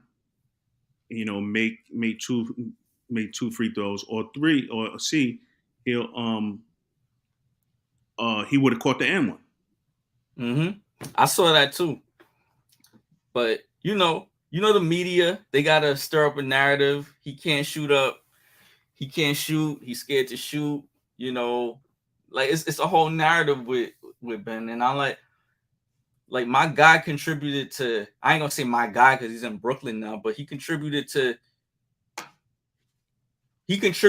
more points than James Harden contributed to last game 7 this year and last year because of the 13 assists. Yeah, but he's not gonna get that. He's not gonna get the same. I know, but one thing, this is me being the devil's advocate. Yeah, I get what you're saying, but it's like they're not. But Stephen A. did say something. He said Stephen A. is an asshole. He did say that James Harden should be afraid to walk the streets of Philly right now. I'm like, well, it's not to that extent. It's not that serious. But I'm telling you, it's never that serious. This is his second year with them, right? I'll give him 1 2 year if he goes back to Philly. Nah, depending on he's not. I don't see him going back. I think he's gonna go to Houston. Why would he do that? No sales tax. I mean, no, not sales tax, but no taxes. I don't get his fascination of him wanting to go back to Houston. Like, for what? Like, if you're trying to win a championship, why you want to go back to? I mean, even though I don't think they're gonna win a championship in Philly anyway, they'll probably build something up. Build something up, and how long that's gonna take? They got what's his name? They got. Yeah, you're right about that. I mean, yeah, I guess it's got to be that means he's just gonna pack it in. He's just gonna throw it like, you know what? I tried to win a championship, then you know what? Forget about it. Because if you think about it, where would be his best chance? He might just be one of those players that he's just a Hall of Famer. He's not gonna win a chip. It might be quality of life. Like, I wouldn't want to stay in Philly. I'd rather go to Texas than to live in Philly. I'd rather live in Georgia than live in New York. I'd rather live. It might be a living sort of situation. Like, yeah, Florida's better too. Florida, it might be just a preference on where he wants to live. I mean, yeah, state tax. They got Udoka. It could be a Melo-esque sort of situation where, it's unfortunate that Melo didn't re-up with the Lakers because who knows, he might be playing for, a chip this year. Both his teams is playing each other, Denver and in the Lakers. That's the crazy. I was hoping. So I don't know. Denver, though. Huh? I said I was hoping Melo would have went to Denver though at the beginning of the season. Either that or the Knicks. He should be in the league, but you know how that goes. But yeah, James Harden, Houston will probably build something up. I don't think Udoka is a build up a team type of coach. Mars is a troll. He said 2023 Melo over 2000. Yo, I'll tell you right now, if Melo was playing right now, best believe he wouldn't have the performance that Randall would have. Definitely not. No, that's a whole nother. Melo's like one of the most talented scorers the league has ever seen. Randall don't have a bag nowhere near what Melo have. You said Cayenne Anthony over Randall. Yo, Mars, there's this I forgot this dude's name. I saw him play too in the park over the summer. But he played for Cardinal Hayes. This dude is nice. I don't know. I forgot his name, but that played for Cardinal Hayes High School in the Bronx. He is nice. You may know his name, but that's his name. His name's Ian.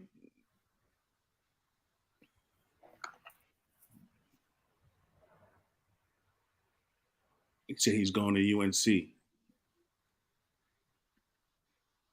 Yeah, he's nice. He's like the star of the team. Everybody be going to his games. Ian Jackson. Ian Jackson is nice.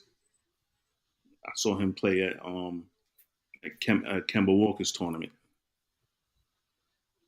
in the Bronx.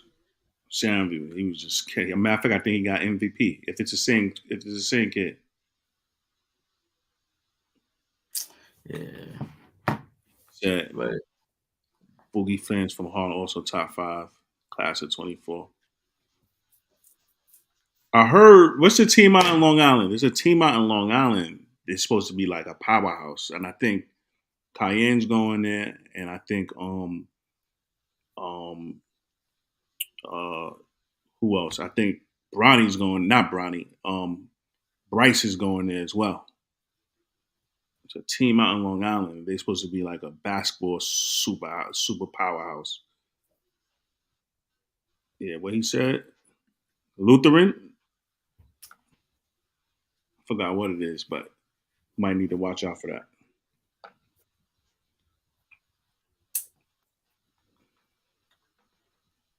Yeah, Long Island Lutheran. You heard of that, Josh? Long Island Lutheran? Nah, I don't really follow high school. Nah. In my New York roots, I've disowned my New York roots, so I don't even know. I don't know nothing about what's going on with like the teams and stuff like that, like the high school and stuff like that. Yeah. Right. But yeah. Yeah, man. It's 2 o'clock. Shit. Yeah, we get on like I get on tomorrow or whenever.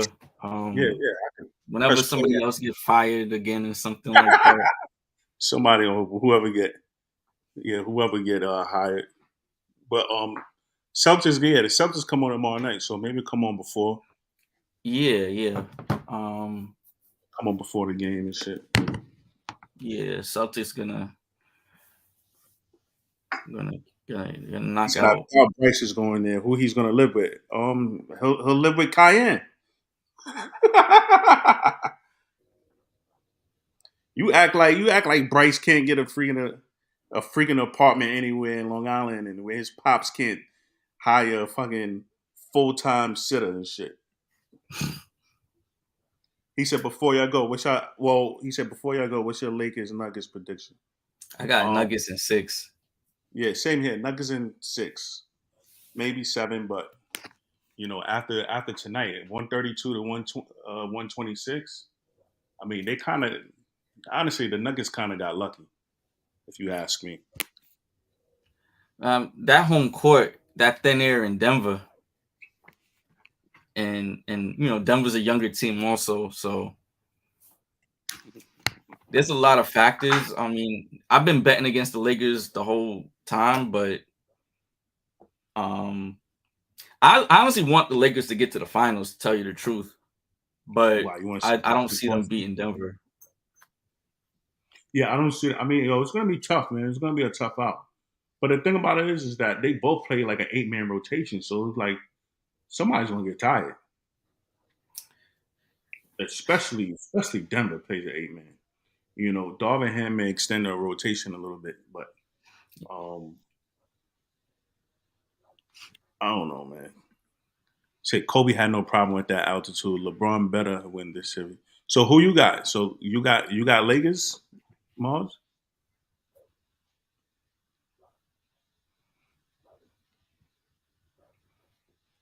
I don't know who he had. LeBron's playing like a back seat role. I know he's 38. But I don't know if he has that whole, beast mode in him. Even though he could do it in his sleep where he gets like 26 and 10. But I don't think LeBron can turn it up another gear where he could give you 40 if he needed to. If AD has an off game, can LeBron come in and give you 40? I don't know. I think he can. I think he's capable.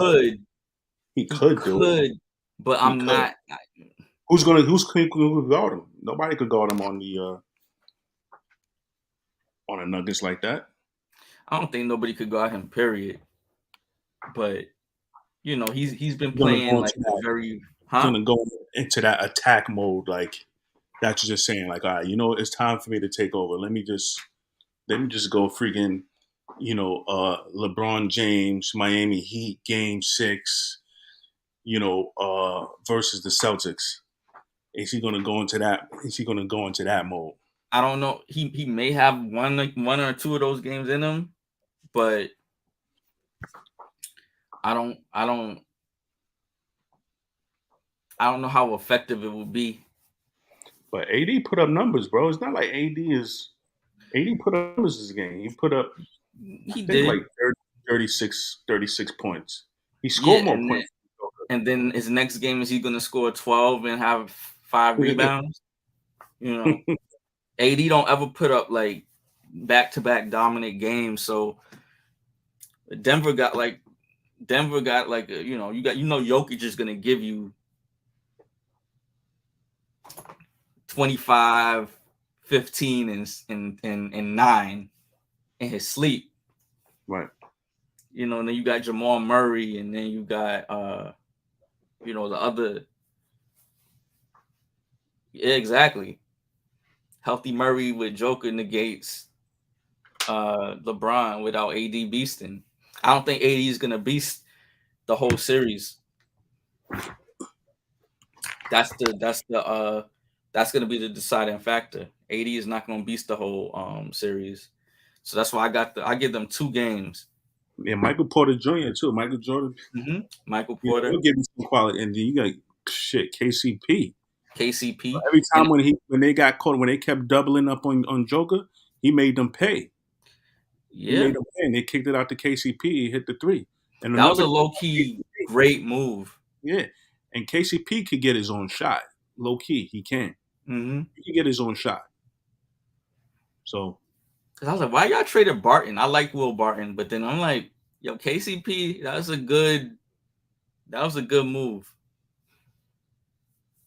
Yeah, I mean, I got them in 6. I don't know. Maybe I'm wrong, but I got them in 6.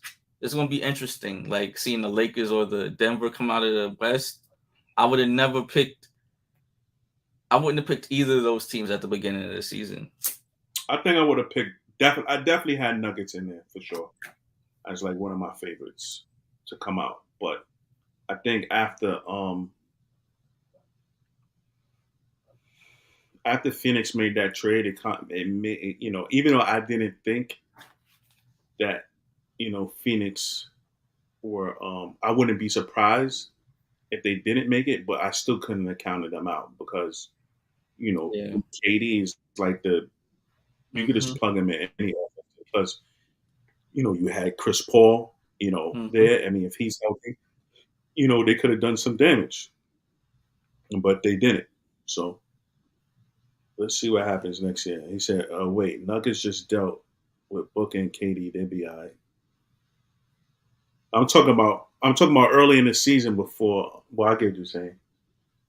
He said, wait, Nuggets just dealt with Booker and KD. They'll be all right. Yeah, but early in the season, I mean, if they would have, I don't know, if they would have had a healthy Chris Paul, you think they would have been able to beat them? Still?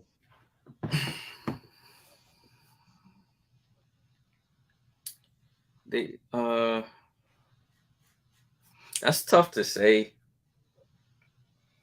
I think that it's not only Paul. Ayton got hurt too, so I think the combination of those 2 bodies not being there, it's just too much. Like, because Phoenix traded. How many players they traded for KD? I mean, they only traded Cam Johnson, Bridges, and like some draft picks. So really, in terms of like physical players, like it's only 2 players they gave up for AD. Everybody's talking about they gave up like their bench, and they only gave up Cam Johnson, and that's it. So you figure Cam Johnson is gone. Mikal Bridges is gone. Chris Paul gets injured. DeAndre Ayton is injured, but you add KD. That's 4 players out and one player in when you count the injuries. That's why they lost. Because they didn't have that depth. Because I mean, well, they did have the depth, but they're just not that good. Like you saw Shemet. What's his name? Shemet. Shemet came in. I think Andrew Shamet, yeah, he came in and he was just hitting. I mean, that was just like one game like when he just went off. But you know, they had the players on the bench, but they just wasn't as good. They had Ross. They had what's the other kid that used to play for the Nets? He was playing. Oh, I forgot his name. Oh, T.J. Warren. Oh yeah, they barely played him. Yeah, Terrence Ross, right? Yeah, Terrence Ross. And they had T.J. Warren. It was just like, yo, these guys just couldn't hit shots. They just needed, I don't know. Yeah, but Monty wasn't playing TJ like that. Yeah, which I don't know why. I mean, he was getting sunburned, but it seems like once he wasn't hitting a shot, he'll get yanked. Mm-hmm. Like I saw that a few times. He'll get yanked, and it's fucked up. I think Monty got a raw deal too. He got a raw. He'll get. You're gonna get mad, but I would love to see him in New York. Oh, come on, bro. He did get a bad deal though. They were just in the finals 2 years ago. I don't, but then like back-to-back blowout losses and closeout. They lost to Dallas last year, and then they lost in blowout fashion this year. Yeah, but it's not his fault because you got to think about it. Chris Paul was injured, and then Ayton got injured. Yeah, I know. They took him to 6 games. They always going to scapegoat the coach because the coach is the easiest person to get rid of. You don't got to trade the coach. You just, you're out. We need a new voice. We need somebody to blame, and then send a message to the players. I don't know who they're gonna get. I wouldn't. Mark Jackson. It seems like Mark Jackson's getting interviewed again. But now that freaking, all these coaches is getting fired. It's just insane now, bro. Yep, it's a different age. Like Budenholzer, Doc Rivers, Nick Nurse. Monty. It's crazy. So it's gonna be a lot of. Yeah, it's not like it was before where, like guys like Jerry Sloan could fail in the playoffs year after year. Like year after year, they could coach the team for 20 years, not win no chips, and just get knocked out. It's a different like day and age. It's a different game. Nick Nurse. Eric Huh? I said, look at Eric Spoelstra. Yeah, Eric Spoelstra. You might as well say that he's like one of the longest tenured coaches outside of Greg Popovich. Mm-hmm. If I'm not, he definitely is. Because he's been Pat there Riley. when he was coach. He became coach in 2010, right? 2010 when LeBron was there. So he is like the longest. He was there before. I think he became coach in like 09. 08, 09 or something like that. He was there before LeBron got there. And then when LeBron got there. Coaching wise? Yeah. I thought he only coached when LeBron got there. Mm-mm. He was there maybe a year or two before LeBron.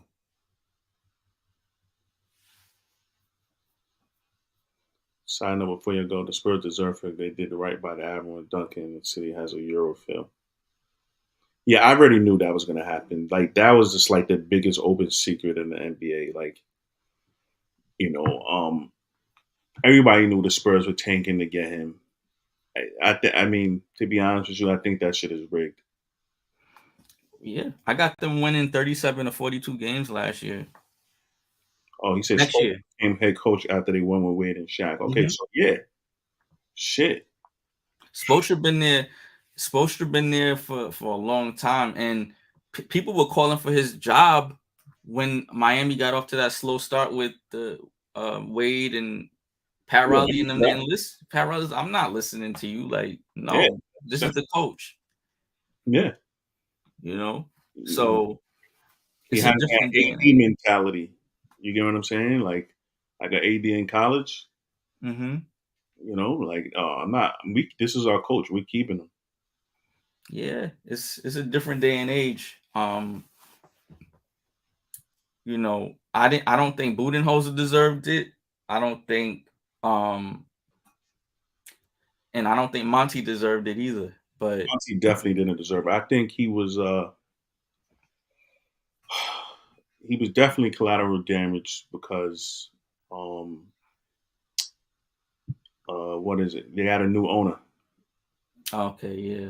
So, you know, but that was another thing. I mean, in those cases, in Milwaukee and in Phoenix, the new owner comes in, and then you know they want their own person, their own guys, which is it don't make much sense because you had success with this guy, but you know, whatever. I mean, you know, the coach is a little bit weird now. You know, coaches are given a shorter leash for whatever reason. You know, pressure. You know, pressure from outside. I don't know. I just don't know what would prompt. You know, you won the chip 2-3 years ago. I don't care the circumstances, and then you get fired 2 years later. Like that just don't sit right with me. Yeah, and even like with Monty won 2 Coach of the Year awards, 2 Coach of the Year awards, and he gets fired. You're talking about a raw deal. That is just like insane. But I think he'll get snatched up quickly. He's gonna get a job. Yeah, he's gonna get a job quick. So the vacancies is what? Toronto, Milwaukee. Toronto, Milwaukee, Philly, Phoenix. Yep. Hopefully New York. They're gonna have to, being that they especially Toronto, Philly, they're gonna try to get somebody soon before the draft. He said New York. Yo, Tibbs ain't going anywhere, bro. I know he's not, but you know, we got another year with him. Yeah, we definitely got another year with him. We got another year. Because that's the thing. He's like, oh, Tibbs. After he took us to the conference finals, niggas be like, yo, get him out of here. I mean, yo. I'll say like, for him to get fired during the first round of the playoffs after he was up like 3-3, he was up like 3-1 or something. I was like, fire Tibbs. I wanted Tibbs fired the day he got hired. There you go. Yo, bring in Patrick Ewing. Bring in Mark Jackson. Not Patrick. But that's the thing. Like, that was me being a homer though. Like, yo, like again, lack of adjustments. Like, yo, Fournier would have got burned during that Miami series. I don't care. I'm on it. We need more shooters. Yo, your shooter was on the bench. You know, so we'll dab in that. We're gonna keep talking about that for years to come. Yeah, man, that joint burnt me. And then Fournier, you know what's crazy? Because Fournier would probably I'm telling you, they trade him. I think they should still keep him. Like what you said. You said last time you was on here. You said, yo, he shot 246. How many threes? 241 threes last year. I'm like, he regressed that bad. Like his defense is that bad. You could play him last year, but you can't play him this year. Yeah, they were bugging with that, bro. 10, 15 minutes in the playoffs. 8 minutes. Take the pressure off Brunson. He could hit a couple threes, like, you know. But that's the thing. Like, that's what I just don't like about this coach. He's just so rigid. Like, nope, I'm gonna lose on my terms. I'm gonna win on my terms. That's just what it is. I don't care. Yo. Yeah, man. Let me end this, man. All right. Appreciate you, bro. No doubt. Mars, C, Roland. Thanks for tapping in. We'll be back at it tomorrow. Mm-hmm. All right. All right. Peace. I'll talk with you, man. Peace.